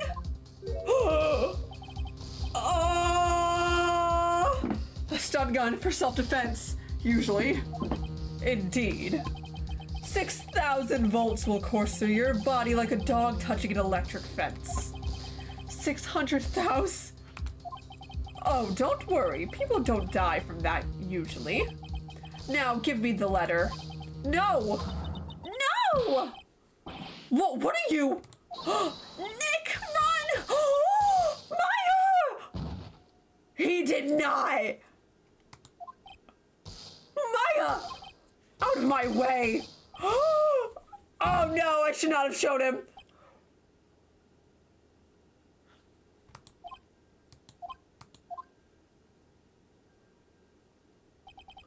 Oh, he got us. The letter's gone, of course. And he took the DL6 evidence. All of it. Back to having no clues. Wait. Maya jumped first. Maya, is she okay? Maya? Maya! Maya? Maya, open your eyes! Maya? Maya! Oh, okay. The letter? Did he take it? Huh? Oh, yeah. Are you okay? I couldn't stop him. I jumped as fast as I could, but one shot from that thing knocked me out cold. I'm useless. I'm no good as a lawyer or a medium. I can't even call my sister. No, Maya, you're fine. Not even now when we need her the most. I wish I hadn't woken up at all. Maya, don't say that. Maya! There has to be some way I can help her. I'd better do something about her self-confidence first. Maya, she's holding something. Oh, what is that? A bullet? DL6 incident, evidence number 7, taken from the heart of Gregory Edgeworth. I remember. Von Karma was holding this when Maya jumped him. Ooh, okay. I'll prove it to you, Maya. You're most definitely not useless. I'll prove it to you in court tomorrow. Whew, this is it. Judgment Day. Today, things are gonna be settled at last. A lot of things. What's the big idea? Sorry, Nick. I only touched your shoulder. Oh yeah, again, like aftershocks. Ow. I guess the shock hasn't worn off from my run-in with the stun gun yesterday. Anyhow, today's the last day of the trial. Good luck, Nick. Yeah, thanks. Oh yeah, is she not allowed back in the courtroom because of what happened the one day? Yeah, thanks, Maya. Oh god. Listen, Edgeworth, bud. We're gonna be delving deep into that trauma of yours, so I hope you're mentally prepared for today. Edgeworth is looking glum as always. I hope Von Karma doesn't push him too hard. Oh, bud. Yeah, just, let's see. Whoa. What are you doing? Sorry, I'm sorry. Oh, she's like carrying an electric shock. That's hilarious. I just thought I'd cheer you up from a pat on the back. Maya, maybe you should go outside and discharge. Right, good idea. Try not to electrocute anyone on your way out. Whoa, you pal. Is this, Larry? Oh, it's not who I thought. Oh yeah, pal, duh. It's what's gotten into that girl. Detective Gumshoe. Morning, Mr. Edgeworth. Good morning. How'd it go, Detective? Have no fear. As promised, I've captured our runaway caretaker. I just brought him in. Took all night, pal. Thanks, Detective. No wonder this dude is constantly huffing and puffing. He's chasing dudes down all night. Thanks, Detective Gumshoe. You must be tired. Actually, after that shock I got on the way in, I feel pretty good. Yogi says he's forgotten his own name. But that has to be a lie. Why would he want revenge on Edgeworth if he couldn't remember his past? He does remember, and I'm going to prove it. Yeah, I think he's just playing dumb. December 28th, 10 a.m., District Court, courtroom number 3. Oh, okay, Maya is allowed back in. I couldn't remember if she was or not. Court is now in session for the trial of Miles Edgeworth. The defense is ready, Your Honor. The prosecution is ready. Oh, God. That's weird. He actually said it this time. Right. Very well. Reached the final day of our proceedings in this trial. I ask that the prosecution submit decisive evidence. Understood. Oh. Come on, don't be awed and silenced by every little thing he says. Very well. Mr. Von Karma, your opening statement. Right. Thanks to Detective Gumshoe's efforts, the boat rental shop caretaker has been arrested. In yesterday's trial, the defense asserted that the caretaker was the murderer. However, the caretaker has yet to confirm this. I would like to ask the defense to cross-examine him as much as necessary. Very well. Please bring the witness into the courtroom.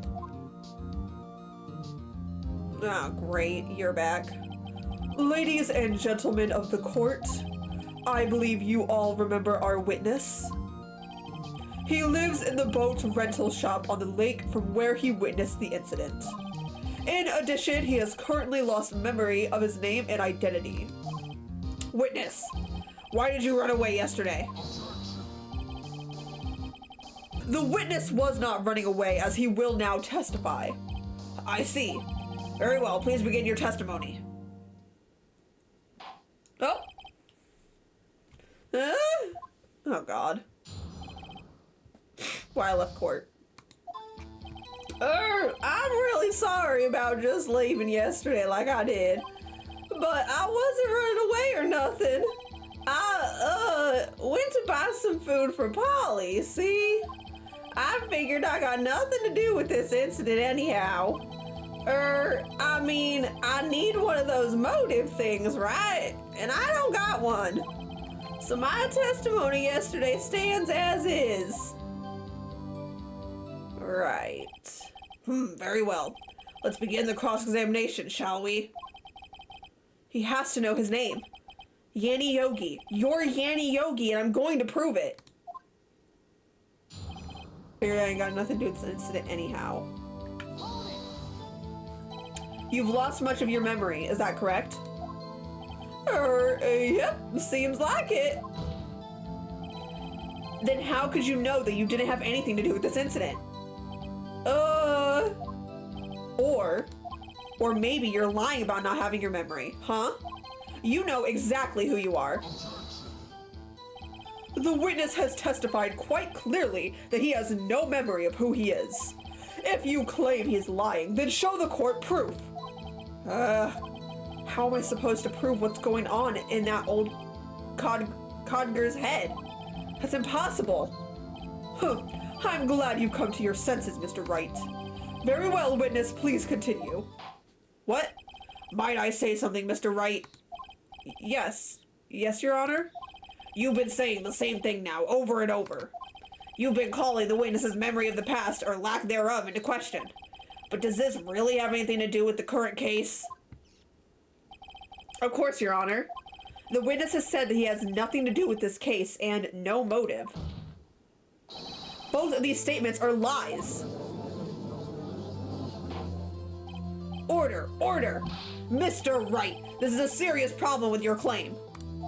Or, are you saying you know who this witness is? I do, actually. Of course, Your Honor. Ho ho! Now this is interesting. I would like to know myself. So, who is he? Don't play dumb, Von Karma! Mr. Wright, please tell us the witness's name. Yanni Yogi! His name is Yanni Yogi, a former court bailiff. Yogi? Like Yogi Bear? That name seems familiar. Oh! Yanni Yogi, from the DL6 incident! It figures the judge would have heard of it. It was such a famous case. But what does this mean? Your Honor, if this man is Mr. Yogi, then he has a clear motive. Tisk, tisk, tisk. Jumping to conclusions again, Mr. Wright. This man, this witness, is Yanni Yogi. Fascinating. However, how do you propose to prove this to the court? This is a court of law, as you may recall. You need proof. And allow me to repeat once more that the witness has lost his memory. This is it. I have to do this now. If I can't prove he's Yogi right here, right now, then I've got nowhere else to go. Nick, How are you going to prove it? How can you prove that he's Yanni Yogi? It's okay. It's actually quite simple. Your Honor, please take this man's fingerprints. Oh, yeah, that is simple. Then we'll compare them to the fingerprints on file for Yanni Yogi 15 years ago. I see. That makes sense. Tisk, tisk, tisk. Huh?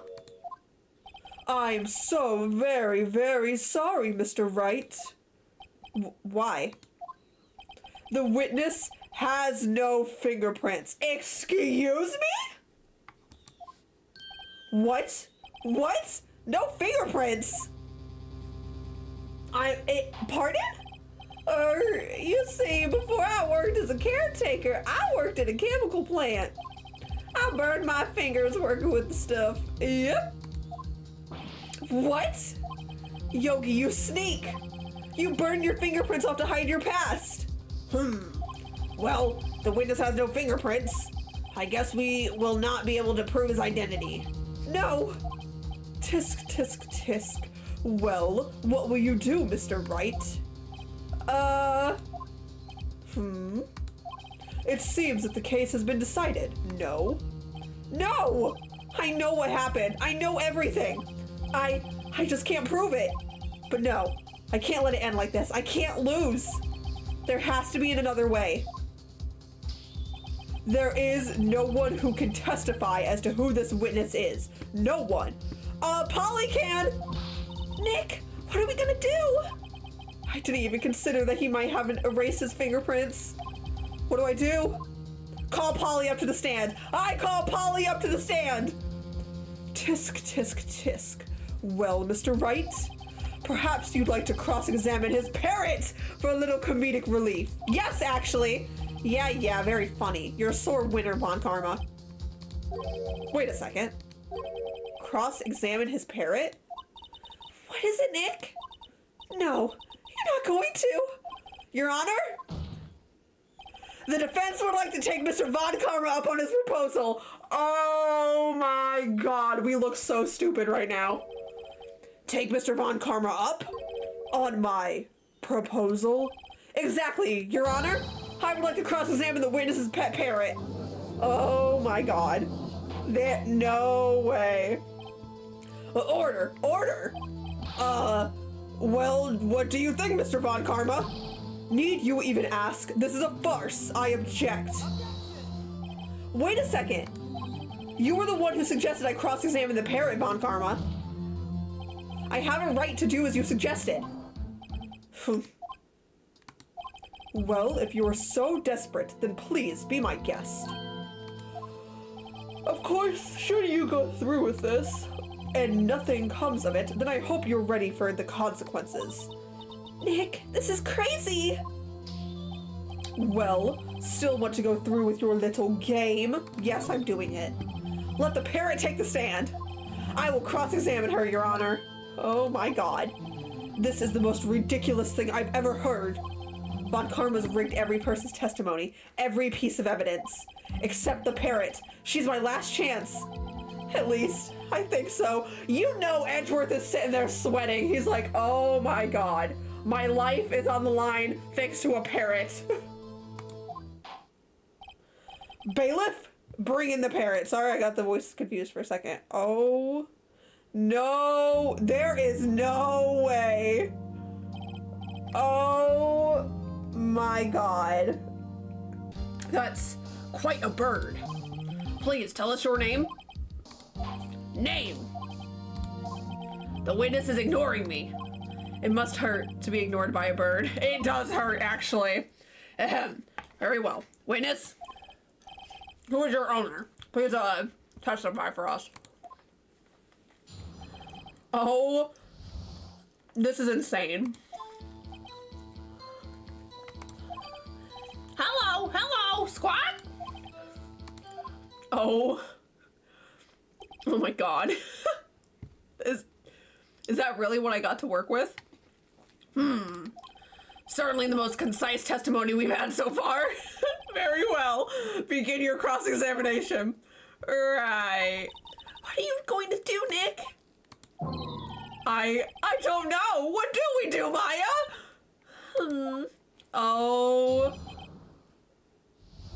Why did we think this was a good idea? Why did I go, yeah, let's cross-examine the bird?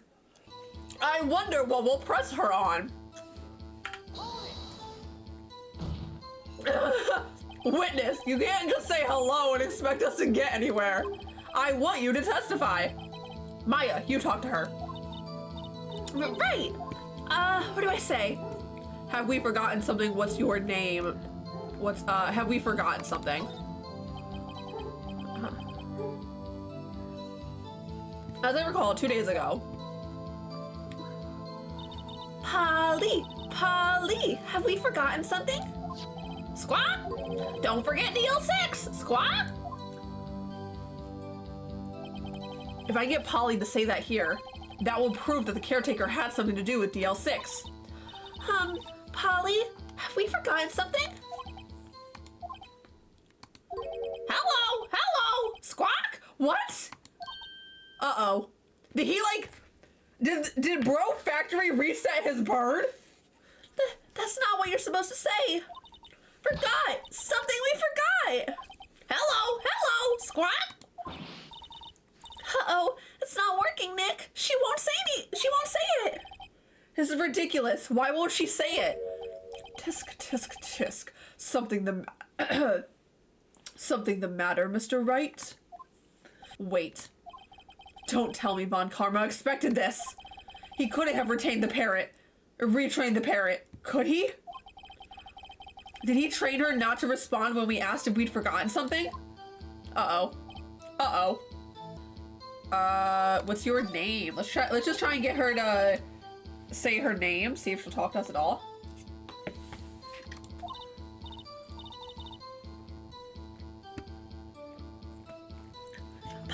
Polly, what's your name? Polly, Squawk. Mr. Wright. I think we've established that this parrot is named Polly. Does this have anything to do with her owner's identity? Of course. Totally. Yes, it does. Ha! Fascinating. You claim that the parrot's name will prove her owner's identity? Then show us the proof. Nick, don't you think you're taking the bluffing a little too far? Listen, we're not here to answer the question of who is the caretaker. We're here to prove that he is Yanni Yogi. All we have to do is tie the name Polly to Yogi. Yeah, simple as that. The only thing they have in common is the fact that they share an O. Your Honor, the proof that the parrot's name reveals the caretaker's identity is... oh no. Oh no. Oh God. Alright, you can't say your name. What's the safe number? This is probably dumb. Maybe I can get her to say the number of the safe. Huh? The safe? Why? Let's just try to get her to say anything, okay? Polly, what was the number to the safe in the shack? 128, 1228, 1228. Wait. 1228. That's today's date. Wait. That's it. 1228 would have been, it should be the day that Edgeworth's dad died. Is it not? 1228 is the date. That's the connection. My, what a reckless parrot. Well, Mr. Wright, you aren't claiming that this number has something to do. I do, actually. Actually, it does. That's it. That's why I had her say it. Ha, ridiculous. How could the number to a safe tell us who the caretaker is? It's the date that Edgeworth's dad died. Show us your proof. What could possibly link this number to the caretaker's true identity? No, it's, hold on. Bam. The DL6 case file. What is this obsession you have with that case? Mr. Wright, where in this file is something related to the safe number? Case summary, victim data, suspect data. Case summary? It's on the case summary page. The case summary?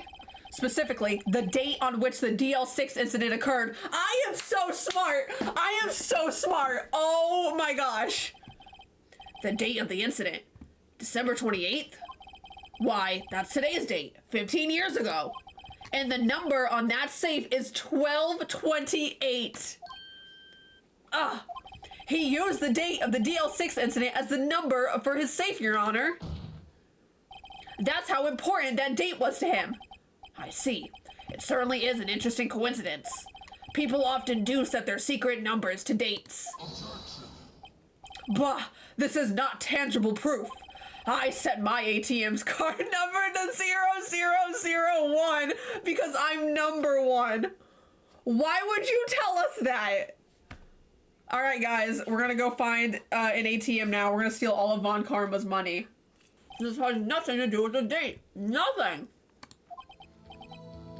Indeed. Illuminati. Alone, it is a little weak for evidence in a murder trial. We would need some other corroborating evidence. Where am I gonna find that? Nick, we're getting closer. One more. If we can just get one more piece of evidence. Right, but what? Huh. Very well. Witness, you may continue. Gregory Edgeworth, trapped in the elevator with his son. Yanni Yogi. That's it! After his arrest, fiance Polly Jenkins committed suicide. That's it! His fiance was, oh my gosh. That's it. What's your name? Yes, of course. I got it. Yep. Got it. Bam. The DL6 case file? That's quite a large file you have there. Which page is this proof on, then? Show us or stop wasting our time. Very well. Mr. Wright, please show us the page. Where in this file is the information connected to this parrot's name? Suspect data. It's on the suspect data page.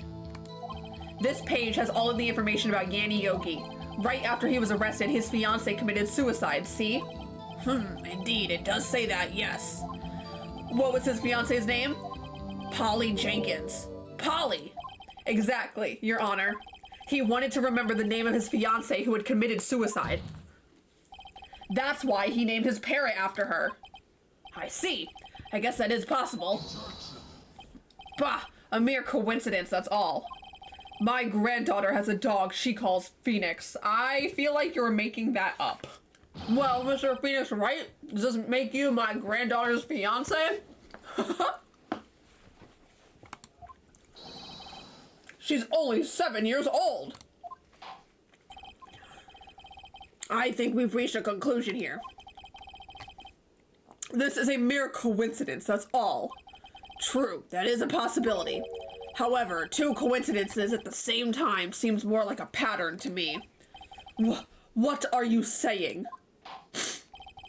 Summon the caretaker of the boat shop. Immediately. We have a Mr. Yanni Yogi on our hands. Witness. Tell us your name. Wait. This witness, he doesn't remember. No, it's okay. Oh! What? Oh! He's standing up straight. What? He's a man now. What? I've accomplished what I am completely changing this dude's voice. I've accomplished what I wanted to do. I'm done. Nick, he looks totally different. This is the real Yogi, I think. Finally. He's been acting feeble to hide his true identity. Acting for 15 years. Well, let me ask you again. Please state your name for the court. My name is Yanni Yogi. 15 years ago, I served as a bailiff in this very court. I'll make a man out of you. Order! Yanni Yogi. So, what is it? Was it you who killed Robert Hammond? Yes, it was me. I did it. Oh, he straight up confessed. They put me on the witness stand 15 years ago. Robert Hammond, he said I was mentally unsound. He told me it would make me innocent, get me off the hook. So, I pretended to have brain damage. I was innocent, really, but he didn't believe me. We won the trial, but I lost everything. I lost my job, my fiance, my social standing. Aw, that's actually really, really sad. Then, this year, 15 years later. Oh, shoot! That really means... Oh, no. That really does mean Edgeworth is probably the one that killed his dad. Oh, no! Oh, that's not good. A package arrived. It was a letter and a pistol. The plan was written out in careful detail. It was a plan for me to take my revenge on the people who ruined my life. I didn't care who had sent it. I thought this was my chance after 15 years. This was it. Finally, a chance to have my revenge on Robert Hammond and Miles Edgeworth. Edgeworth was like 9! Why? He was a child, man! Come on! I have no regrets. Wait a moment. Uh-oh. Revenge? Against Miles Edgeworth? What do you mean? Uh-oh. I'm not at liberty to speak on that matter. Why don't you ask Mr. Edgeworth yourself? Uh-oh. Uh-oh. Uh-oh. That's not good. Uh-oh. Anyway, I admit it. I killed Robert Hammond. Oh, that's not good. I'm very, very worried because Edgeworth could get in trouble for this. He was a little child still. Accidental murder is still murder. He can still get in trouble for it. Von Karma, where is Mr. Yogi? Under arrest, Your Honor. That's it! We broke Von Karma's perfect streak! He loses! He lost his first ever case! I saw no room for error in his confession. Then, the defendant Miles Edgeworth is innocent, in this case at least. Very well. Will the defendant please take the stand? Uh-oh. There are a few mysteries left unsolved. Still, you are cleared of suspicion for this particular case. So I would like to pass judgment on the murder of Mr. Robert Hammond. Any objections? I don't believe it. Why isn't Von Karma saying anything? Very well. This court finds the defendant, Mr. Miles Edgeworth, not guilty! Woo! Yippee! Woohoo! But now we have the issue of DL6. That's all. This court is adjourned. Oh wait. Uh-oh. Uh-oh. Wait! That was Edgeworth saying objection. Edgeworth, what are you doing? Did someone just say objection? It wasn't Von Karma. Wait, but that means no. Edgeworth, what are you doing? Shut up. Quick, I'm gonna smack him across the mouth. Shut up. Don't say nothing. Sit down. Don't say nothing. Edgeworth? Your Honor, I object to your judgment. Oh my, what are you doing? I worked so hard. I worked so hard to get you an innocent. Oh, what are you doing? What do you mean? I'm not innocent at all. As we have heard, Yanni Yogi killed Robert Hammond in revenge. But revenge for what? Nick, Edgeworth is trying to confess. He's gonna say he's guilty. He's gonna tell them he was the murderer in the DL6 incident. Let him cook? No, do not let him cook. Can he just defend himself? We did our part. No! I worked too hard for him to go and throw my hard work away. Edgeworth, this is incredibly selfish. He's gonna tell them he killed his own dad. Uh-oh, what do I do? I object. The judgment has already been passed. I object to Edgeworth's outburst. Didn't something like this happen yesterday too? Uh-oh. I believe a certain witness raised an objection after a guilty verdict was passed. That would be Larry. We must hear this new statement. We must hear Miles Edgeworth. He's right. Oh no! Oh no! Edgeworth, what are you doing? We have a duty to hear out Mr. Edgeworth. To hear Mr. Edgeworth out. Oh my god, what are you doing? What are you doing? Shut up! Do not speak! Oh my god, do not speak! This is something that you can settle with your therapist. Do not admit this in court! Oh my god. For 15 years, I have had a reoccurring dream. A nightmare. It's only a nightmare. That's what I told myself. But now I know it wasn't a dream. Yenny Yogi wasn't the killer. You mean in the incident where your father died? From the distance of the shot, it wasn't suicide either. Everything was as clear as day. The murderer, the criminal in the DL6 incident. Oh, Edgeworth, please stop talking! It was me. Your Honor, I confess my guilt. I am guilty for DL6, the statute of limitations of which ends today. The culprit is me. Why are you speaking? Shut up! Oh my god, I'm gonna kill him. I'm gonna kill him myself. Order, order. This is certainly unexpected. The defendant declared innocent is confessing to a different crime. A crime for which the statute of limitations runs out today. I'm not really sure how I should deal with this. Bah! It's obvious. We hold a trial right here, right now. What? What? Right now?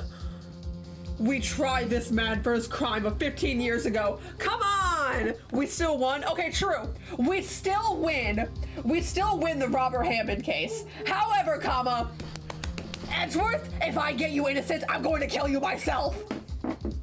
I'm gonna kill him. I'm going to kill him. Have me work overtime. Bro, I expect the fattest paycheck from you after this. I swear to God. I'm gonna have an aneurysm. I think I would like to take a 5-minute recess. I hope we get out there. I hope Phoenix runs up and goes, "What are you doing?" Like smacks him real hard. Oh my god. During this time, I will consider the appropriate course of action to take. Court is adjourned. I'm gonna smack him. Or at the very least, Maya, shock him again. Shock him. Do it. Give him the electric chair. I'm gonna kill him. I'm sorry, right? You should be. I'm gonna kill you. I'm gonna strangle you. I've just wasted all your effort. I'm gonna kill him. When, I don't want to ruin your record. When proceeds to confess. Mr. Edgeworth, I just don't believe it, sir. I mean, you kill your dad? I didn't want to believe it myself, detective, but it's the truth. I deserve to be punished. My man, you were a child trying. You didn't do it on purpose. It's okay. Murder is murder, no matter what circumstances. I'm gonna kill him. This is crazy. Just crazy. Huh? Nick, what are you doing? Smack him! Smack him! Do it! Huh? Oh. I was just reading through the court records once more. What? Huh? I'm getting my case ready. Your case for what? Huh? Isn't it obvious? I'm gonna prove that Miles Edgeworth is innocent. What are you talking about, pal? He just admitted to it. He confessed that he did it in court. I'm sorry, Edgeworth, but I don't believe your nightmare. What? It's just a dream. It's not real. The truth is right here in this court record. In any case, tighten your belts. The real fight is just beginning. I'll prove you're innocent. Trust me. Right. Right as in right, or right as in my last name? Oh god. Oh boy. Well, this is it, guys.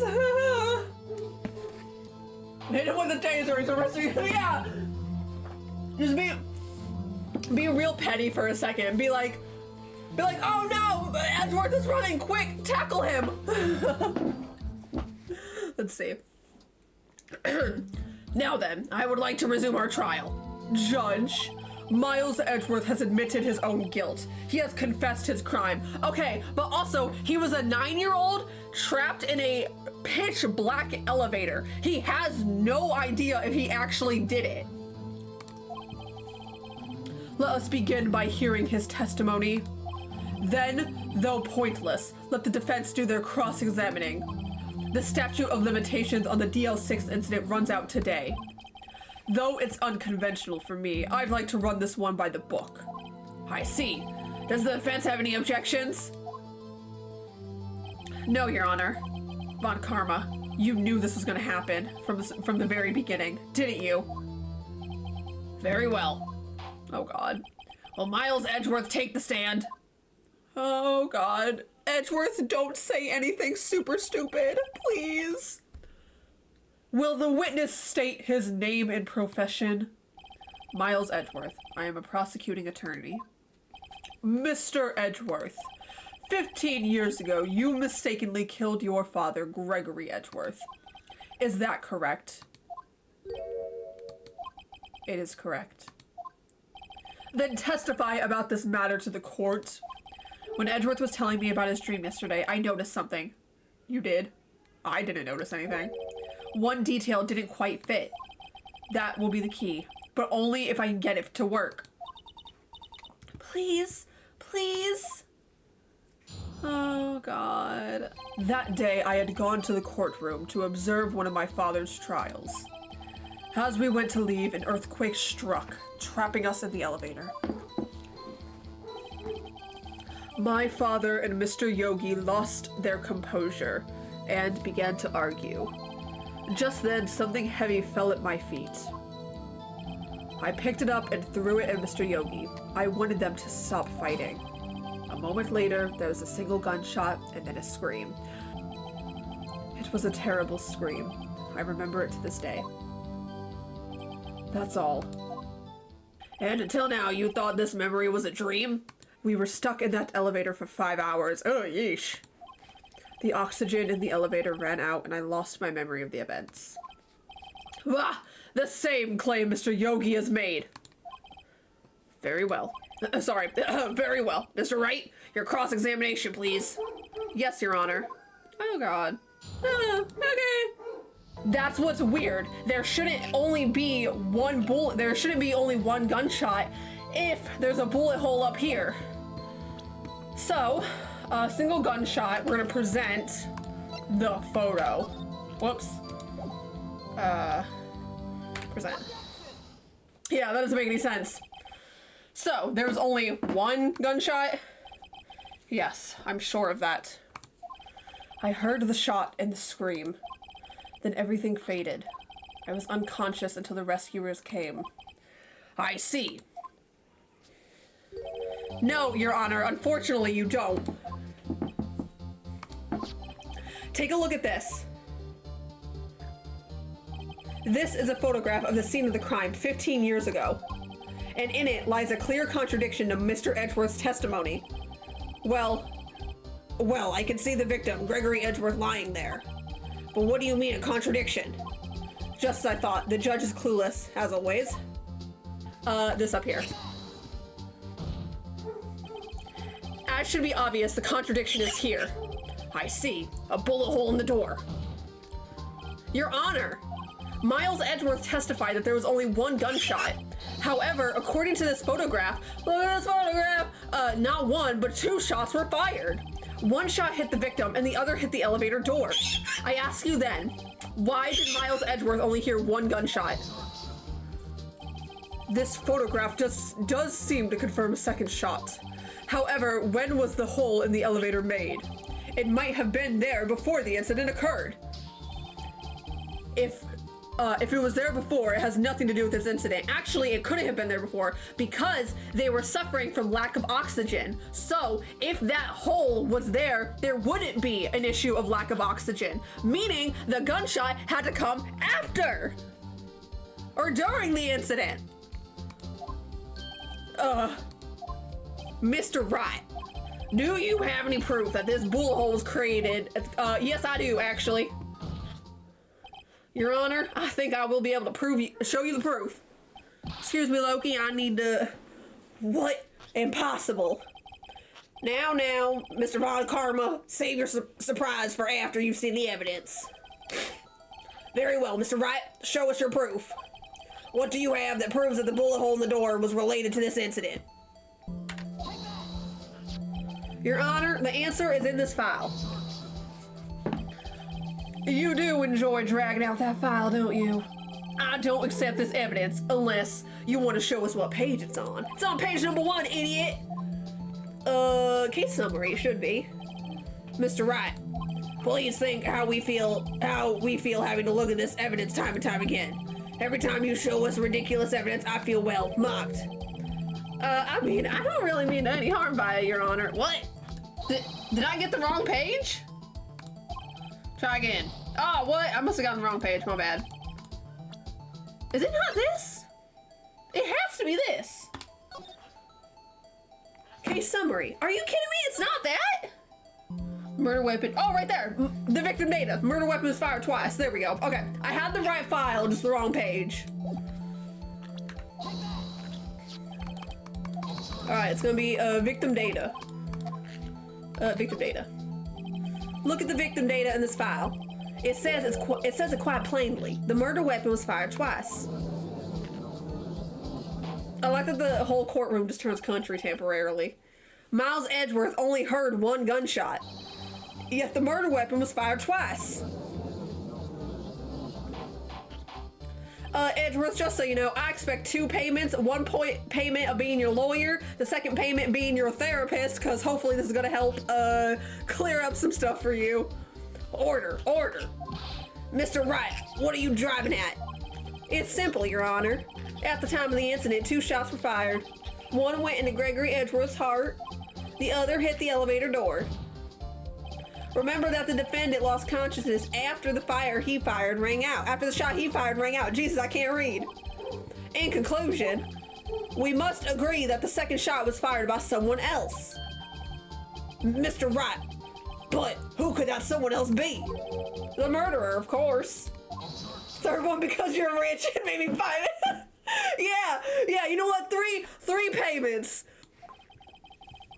I knew I should have stepped in before your wild fantasies got out of hand. Mr. Wright, look once more at the DL6 incident case file. Look closely. Try the case summary page. The case summary? That's on page 1. Look what is written there. Not a single clue was found on the scene. Uh-oh. If the pistol had indeed been fired 2 times, then the other bullet would have been discovered on the scene. He does have a point. The second bullet has never been found. Why? Because the second bullet does not exist. The bullet that claimed Gregory Edgeworth's life was the one fired by his son. That is the truth of this matter. The whole truth. It was undoubtedly something else that made that bullet fire in the door. The hole in the door. Jesus, I can't read! Anyway, it literally says there are 2 shots. I know, right? Like, yeah, it literally says. I will have order. Mr. Wright has proven one thing to us clearly. That the murder weapon was fired twice at the time of the incident. I don't like country karma. However, as Mr. Von Karma says, the second bullet fired was not found. It is highly unlikely that the police merely overlooked this second bullet. Uh-oh. So all we have is the single bullet fired. I'm afraid I have to discount the defense's claim. Tisk, tisk, tisk, but country. I praise the judge for his wisdom in this matter. How did this happen? I don't believe that the second bullet didn't exist. Was I wrong? Have I been wrong about this whole incident? What are you doing, Nick? Why aren't you raising an objection? I'm sorry, Maya. What? It looks like I was wrong. Nick? If the second bullet wasn't there, then all my conjectures are for nothing. No, but you said you'd do it, Nick. You said you'd get Edgeworth declared innocent. I'm sorry. It's just, when I saw the photograph, I thought that 2 shots had been fired. I was so certain of it. I thought I'd won. I thought there was another person, someone else who fired the killing shot. But now, I was wrong to think it could be that simple. This case has stood unsolved for 15 years. Nick. Well, it seems that we have finally cleared up this incident. Only one bullet was found at the scene of the crime. That shot was fired by Miles Edgeworth. Precisely. I would like to ask one thing of Miles Edgeworth before passing my verdict. Have you been paying attention to the trial so far? Yes, Your Honor. Do you have any objections? No. No, I do not. So you killed your father, though that was not your intention? Yes, I did. Oh no. He's accepted the guilt. Uh-oh. Very well. The statute of limitations on the murder of Gregory Edgeworth runs out today. Therefore, I must pronounce a verdict on the defendant today, right here. Right now. Indeed. Does anyone have any objections? I've been here before. It's just like my first day in court. There are so many things I know I should be saying, but my mind's gone blank. I can't find the words. Mr. Wright, I have an objection. Your Honor, I object. Tisk, tisk, tisk. Mr. Wright, on what grounds do you object? Nick? I don't know. His case is perfect.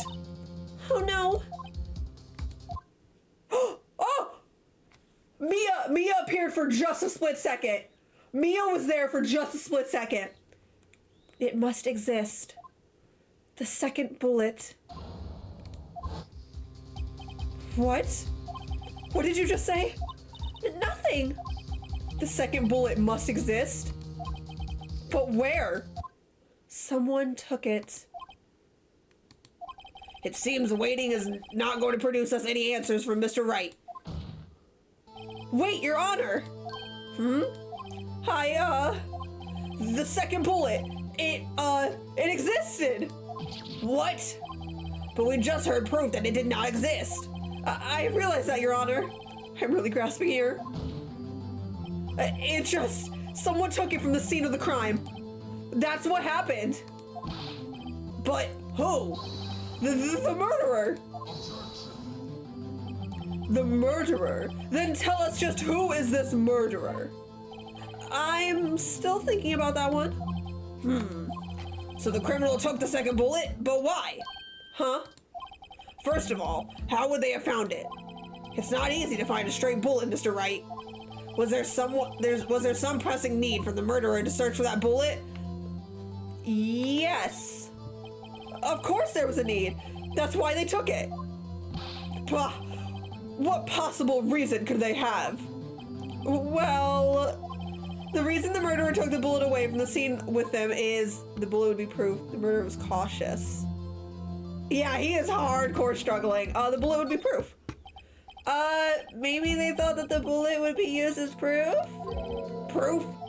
It was a special bullet, so they took it with them. If that was the case, then they should have taken the bullet from inside Gregory as well. Huh? Why would they only take one of the two shots fired? Oh, right. Mr. Wright, have you really thought this through? I'm gonna have to penalize you. Uh-oh. Hey, let's just save our game real quick, no reason at all, just, this isn't going so well.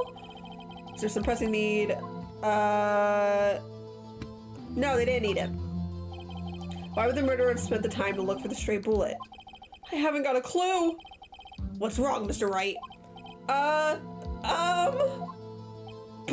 The murderer had no reason to take that bullet. You don't want to admit it, but it's true. Had to take it. Had to take it? The murderer? What does that mean? You're thinking too normal. Think crazy. Don't think why the bullet was taken. Think why the bullet had to be taken. Mr. Wright? Yes, Your Honor. I have no idea what I'm doing. Well, the murderer had no intention of taking the bullet from the scene. But, the murderer had to take that bullet. Had to, Mr. Wright? What do you mean? Well, for instance. For instance, what? Maybe the bullet, hit the murderer? It could have ricocheted. It could have ricocheted. That is a complete possibility. The bullet hit the murderer? Just saying, for instance. I mean, if it hit you, you would have to take it from you, wouldn't you? It's not like you could perform surgery right there. You know? Oh, God. Oh, God. Wait a second. I was just talking off the top of my head, but what if that's really what happened? Let me get this straight. So at the time of the murder, the murderer themselves was shot, and they left with the second bullet, thus leaving only one bullet at the scene of the crime? Yeah, I guess that's how it would work, yes. But there's a problem with that. The other two people rescued from that elevator, Miles Edgeworth and Yanni Yogi, were both unharmed. Oh. Wait. So that would mean the murderer came from outside, yes. Huh. Okay. Bro just forced a case out of his. Nah, for real. Phoenix is absolutely making stuff up, but he's right. The two men fight inside the elevator. Trying to stop them, the boy picks up the pistol at his feet and throws it. The pistol discharges and the bullet... Ha! The bullet goes through the elevator door and hits the murderer outside. The boy loses consciousness. Then the murderer opens the elevator door and sees the men inside.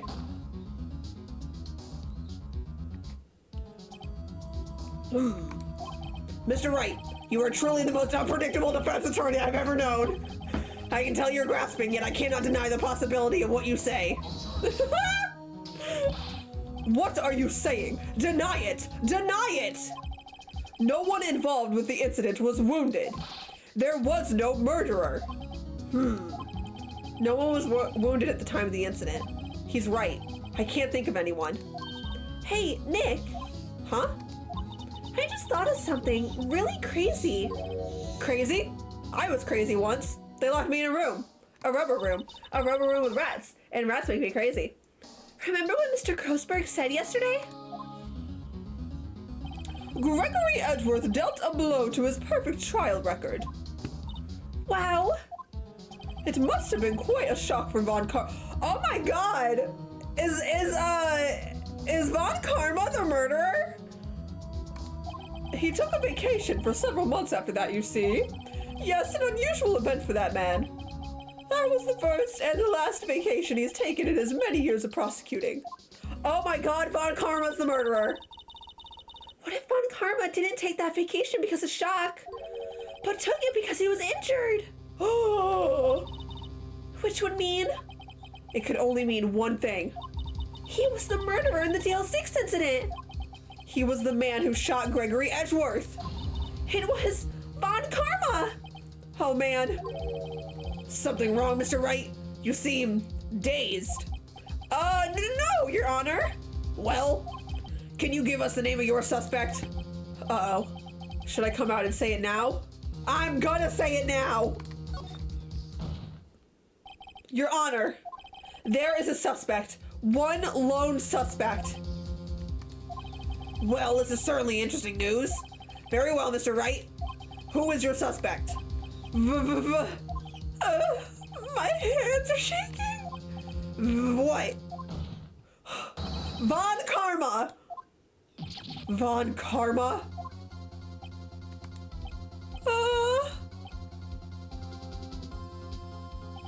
You mean the Von Karma? The prosecutor? The one standing right over there? Bah. You don't object? I see no need. Why honor this ridiculous outburst with my objection? Because you took a vacation for several months, starting the day after the incident. Yet you pride yourself on a perfect record. Why would you take such a long vacation without any reason? So you're claiming that I took a vacation to heal my injury from the incident? Can we have a metal detector on his chest? Oh wait! I have a metal detector! I have one! Let me just walk over to him and go woo woo woo on his chest. Fascinating. Prove it. I would have needed surgery. No. Where did I go under the knife at, Mr. Wright? It's still in you. It's still in him. Bring the doctor that operated on me. Have him testify.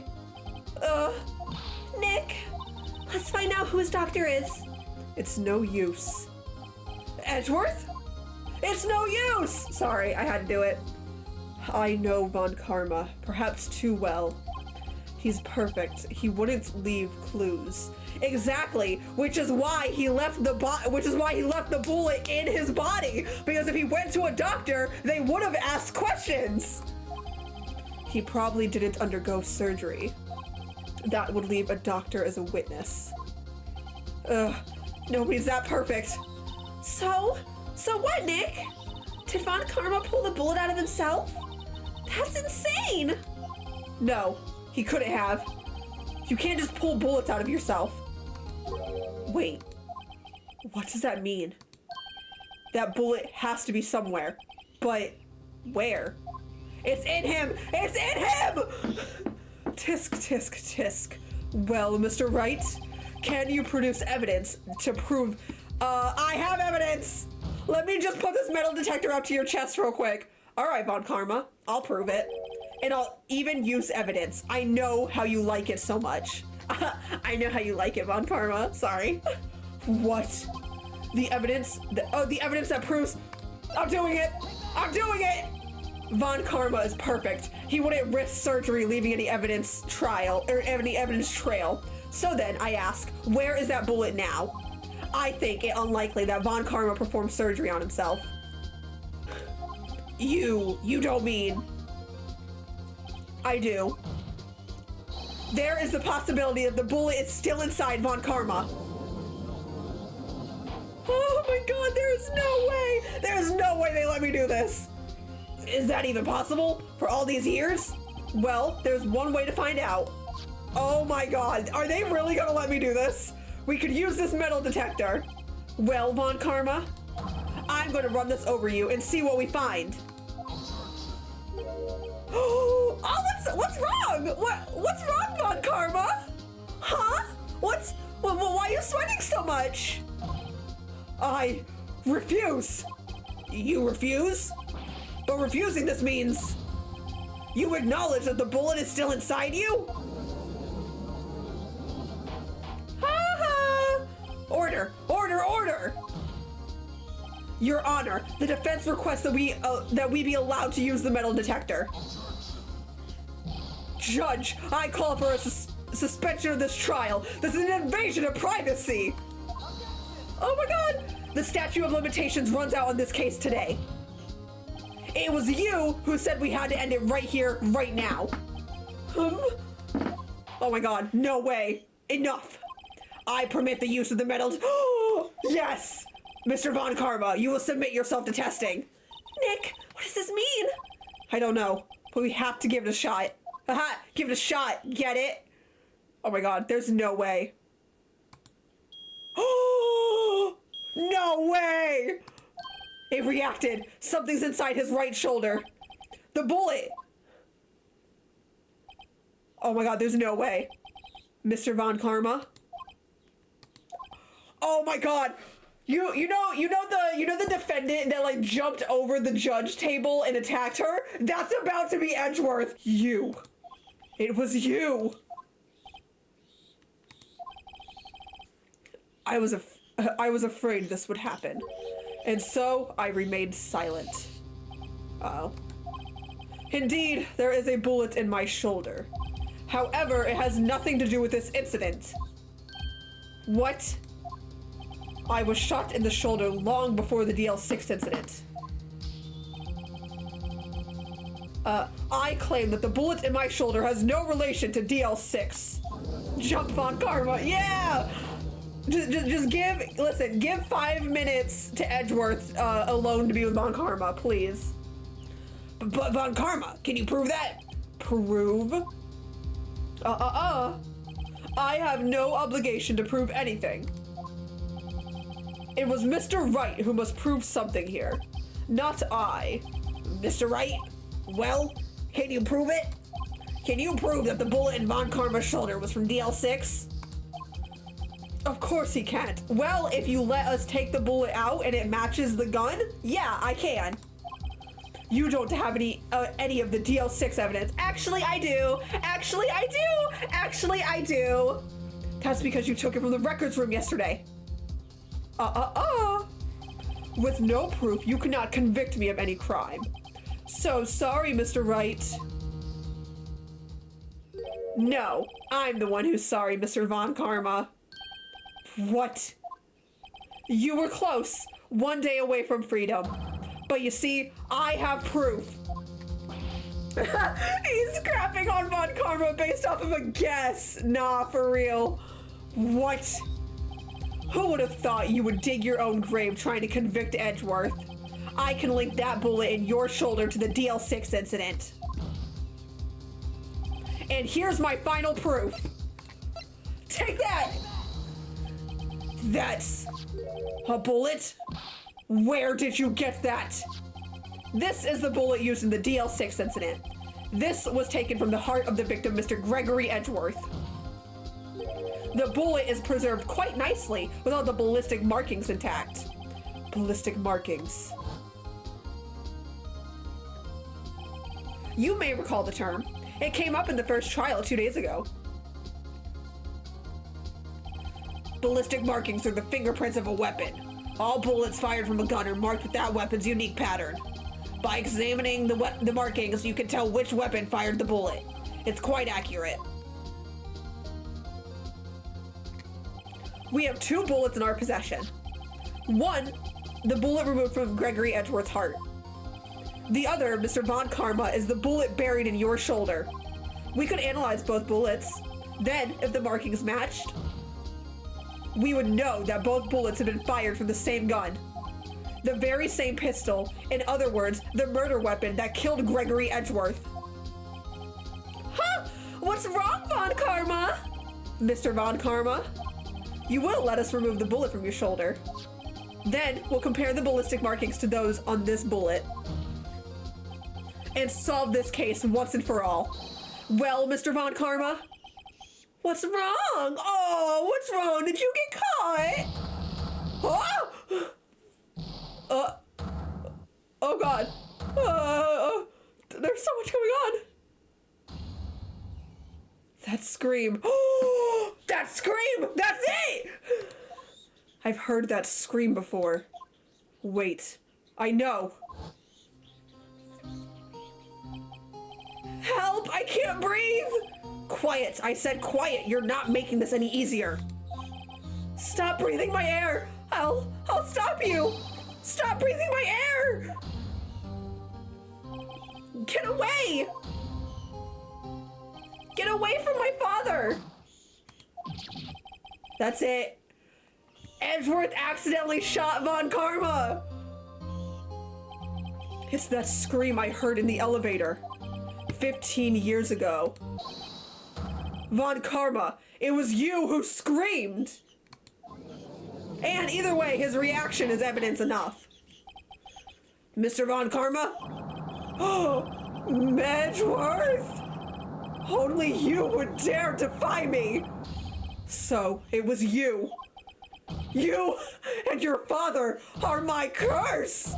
Your father shamed me with the penalty on my record. And you left a scar on my shoulder that would never fade. I'll bury you. I'll bury you with my bare hands. Death, death. Oh my God. Oh my God. 15 years earlier. Chief Prosecutor, I am sorry. Von Karma, it's not like you to make this kind of error. I never would have thought that Edgeworth would be the one to catch you. I was careless. I'm sorry, but you will have to be penalized. I've covered for you in the past, but not this time. Edgeworth! It was a shock like none I'd ever known. Me? Penalized? Oh, sorry, I guess I should do this in his voice. It took hours for me to regain my composure. Suddenly, I found myself in the darkness. I was in the court records room. I must have wandered in there without thinking where I was going. The room was pitch black. The lights must have gone out. I went out into the hall and felt my way to the elevator.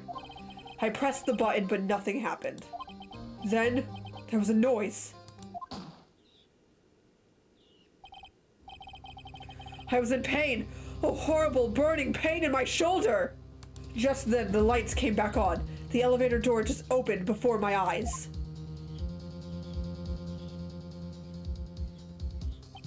I saw 3 people inside, all lying unconscious from the oxygen deprivation. Much to my surprise, a pistol lay at my feet. I knew then it was destiny. Dang. In his last moments, Gregory Edgeworth was still unconscious. He died, never knowing who had shot him. Later, he spoke through a medium, blaming Mr. Yogi. Oh, and this proves Maya's mom innocent as well. He was fooled. It was the perfect crime. But Mr. Hammond ruined everything. Tisk, tisk, tisk. Who would have thought another man would have come to open that elevator door? Judge! What? What are you doing? Do your job. Bring an end to this miserable charade. Now, end it. Very well.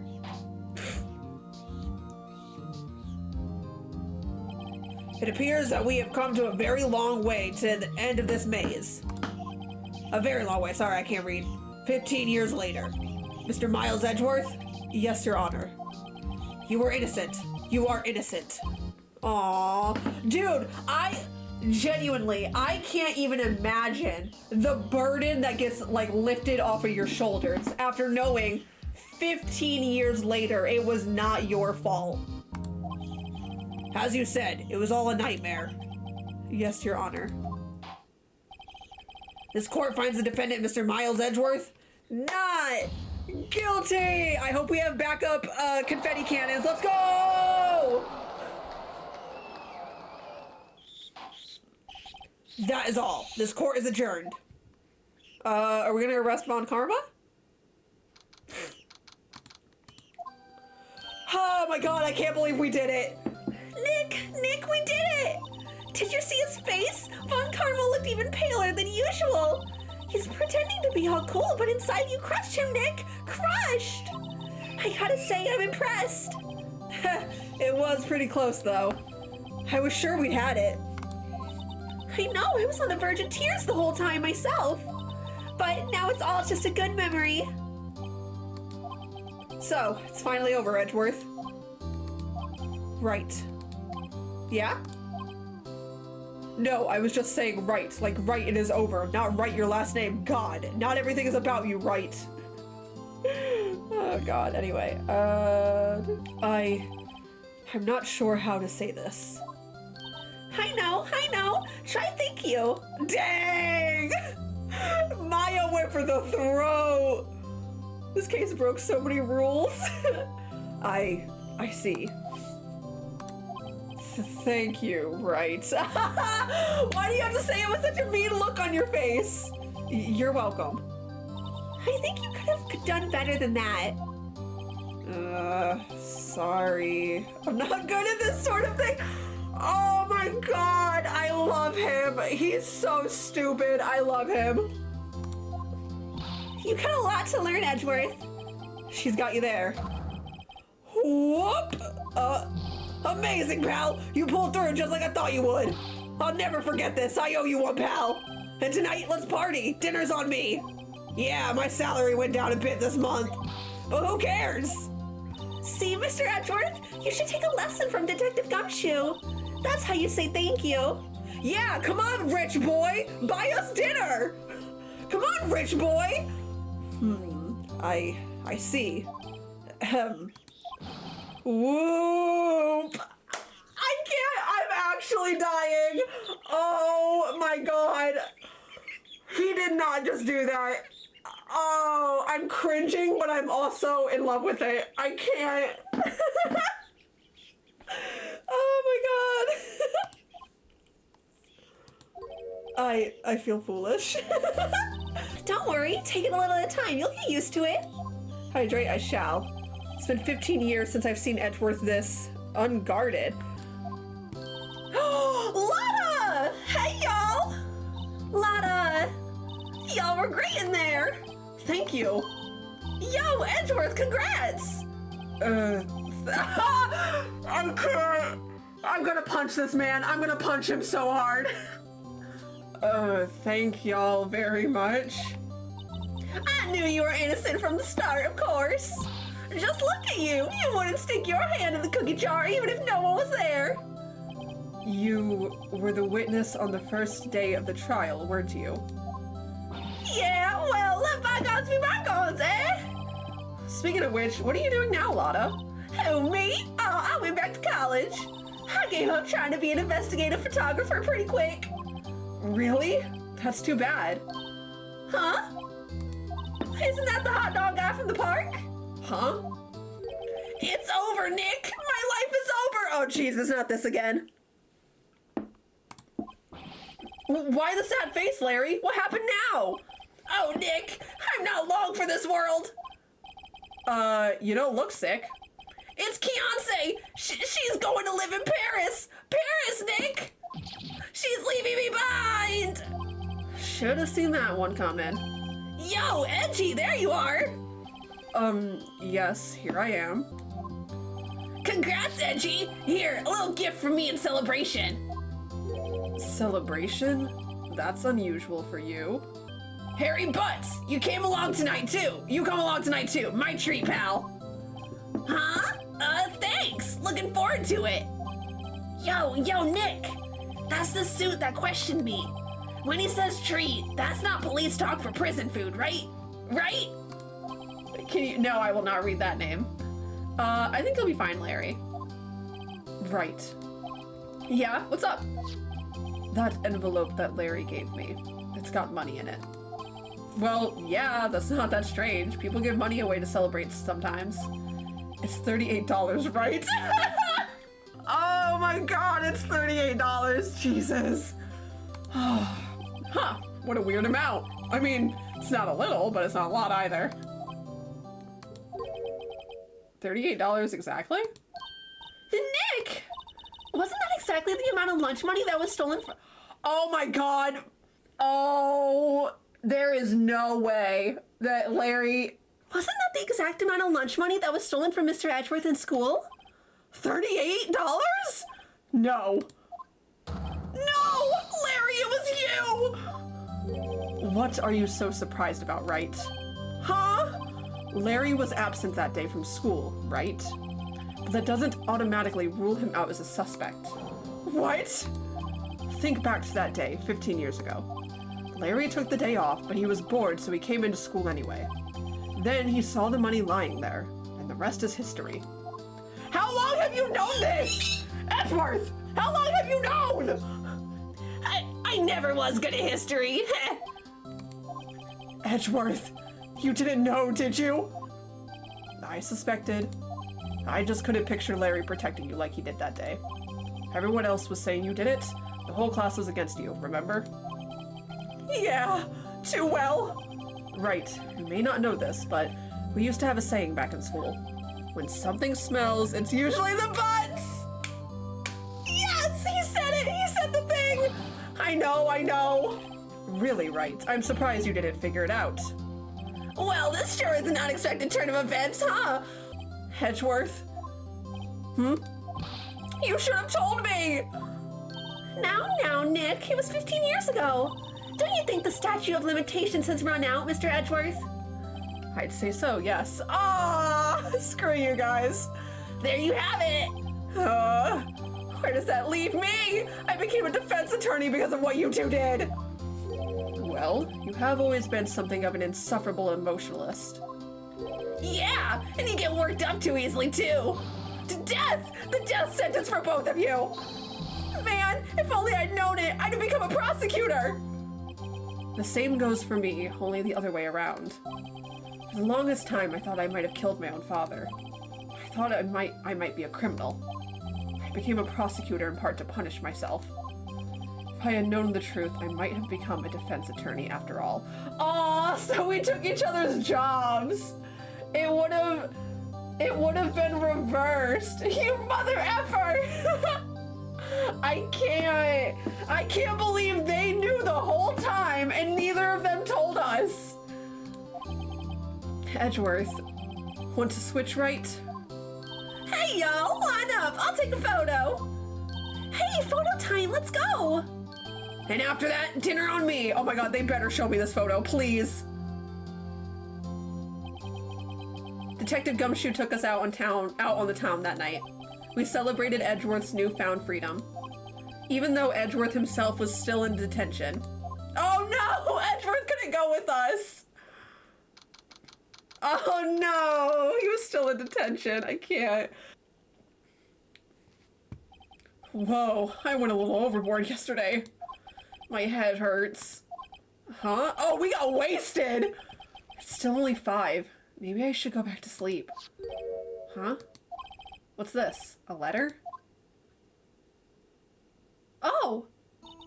Good morning, Nick. You were really impressive yesterday. Seeing you, it made me think about what I'm doing here. I'm a spirit medium in training, of course. I wanted to help Mr. Edgeworth too. I wanted to help you, but I couldn't. I was useless.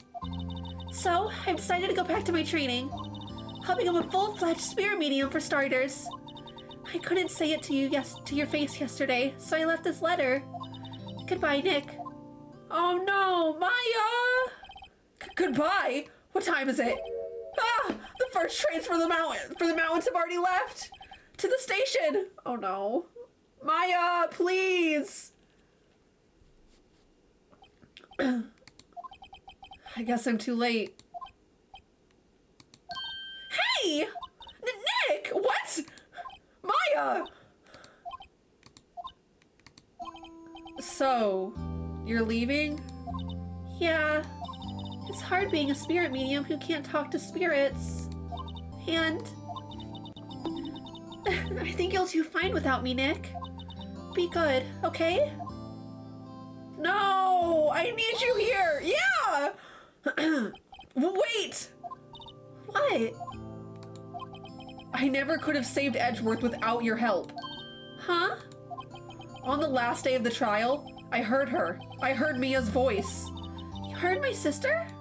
Yes, only her voice, but still. It was at the very end when I thought we'd lost everything. Well, that's my sister for you. Detective Gumshoe helped Mr. Jesus, let me start over again. Detective Gumshoe helped, and Mr. Grossberg, and even Larry. I'm the only one who couldn't help. I was useless, Nick. But you were the one who stopped Von Karma, Maya. Huh? I didn't do anything. All I did was wander around in a daze. Sorry, but I have evidence that you helped. Evidence? Show Maya some evidence to cheer her up. I got the bullet because of you. I don't know why I still have it, but... A bullet? Von Karma was convinced he had taken all of the evidence pertaining to DL6. But you were the one who rescued the last piece of evidence we needed. This was the bullet that put an end to Von Karma. And you were the one who gave it to me. Nick. Thanks, Maya. I couldn't have done it without you. I'll be back soon. Huh? I'm gonna complete my training and come back. Okay, I'll be waiting. Of course you will. You can't run that office by yourself. You're hopeless. I don't know about that. Oh, all right. I'll wait for you, Maya. So, this is it. See you soon, Maya. Oh, see you soon, Maya. I love you. Oh, I can't. My heart. Thanks, Nick. Oh, my heart. I can't. And so my story ends. Time to turn a new page. And say goodbye to the novice defense attorney that I once was. Now, a new story begins. With the same old crazy cast of characters. Oh. Ha! Don't think you've graduated yet, amateur. Mr. Wright, perhaps you'd like to rethink that claim? Yes, Your Honor. Uh-oh, I got a bad feeling about this. Wait, where are we? What's happening? Oh, that's just it. Oh, that's cute. Oh, that's cute. I love it. Hey, pal, Mr. Edgeworth came down to the precinct to wish me a happy new year. Talk about a pleasant surprise. Whoop, Detective Gumshoe. Then he hung his head low and went right back outside. Oh, kind of like he was embarrassed or something. I love him. Edgeworth is my favorite character. I'm saying it. I love him. He's so stupid. Oh my god, I love him.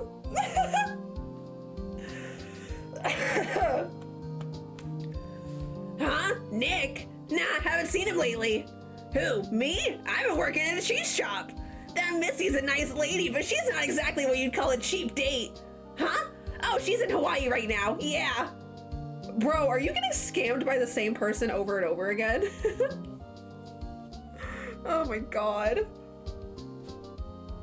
Ah! Hill, right? Yeah, I remember him. I hear he's been busy lately. You know, not to ring my own bell, but I sort of taught him everything he knows. I'm sure he's grateful. Yeah, sure. Phoenix Wright? The defense attorney for whom I wrote the affidavit for, yes. Oh, you should have known I took over management of the Gatewater Hotel. Should you be in the area, please stop by. God, I have to remember all of the voices I gave people. Oh god, they're really showing everyone, huh? Alright, let's do this. Ahem. Huh? Oh, it's you. Phoenix Wright? Ah, yes, Mia's understudy, was he not? I wonder how he's doing. Haven't seen him of late. Ah, the days of my youth, like the scent of fresh lemon, you see. Phoenix Wright? Is he an actor? Well, I'm not buying it. You can't be a star with a name like Phoenix. Did you know that they're— oh my god, I'm not doing this again. They have a DVD, is everything— oh my god, yeah, what she said. I'm pleased to announce The Pink Princess is a hit. I sure owe that Mr. Wright a great deal. Oh, and I'm keeping my face out of the public eye till the show's over. I wouldn't want to ruin any kid's dreams, you know? Oh, I got a letter from Maya the other day. It sounds like she caught a cold standing under a waterfall. I wanted to visit, but I didn't have time, so I sent her some Pink Princess trading cards. She says she can't buy them where she is. What kind of place is she living at anyway? I really like that we're getting this this like little side stuff. This is cute. Right? Who's that? You want to talk? Let's talk about Pink Princess, all right? But, you know, I snuck into the studio the other day. And I saw her, the one inside the Pink Princess suit. Ah, what a dog. It was kind of a shock for a boy of my tender age. Oh, kid. Yeah, I remember, right? That lawyer guy. Huh? Me? I'm in training to become a paranormal photographer. Oh my god. You know that picture I took of everyone? Well, just behind them there's a ghost. For real? Now that's talent. I'm gonna be famous. Is Mia in the picture? Oh my god, shut up. Is Mia in the picture? I'm gonna cry if she is. Oh, yay! Oh my god! Oh, that's so cute! I'm about to make that my new wallpaper. I can't. I need it as my wallpaper. I'm gonna cry. Oh.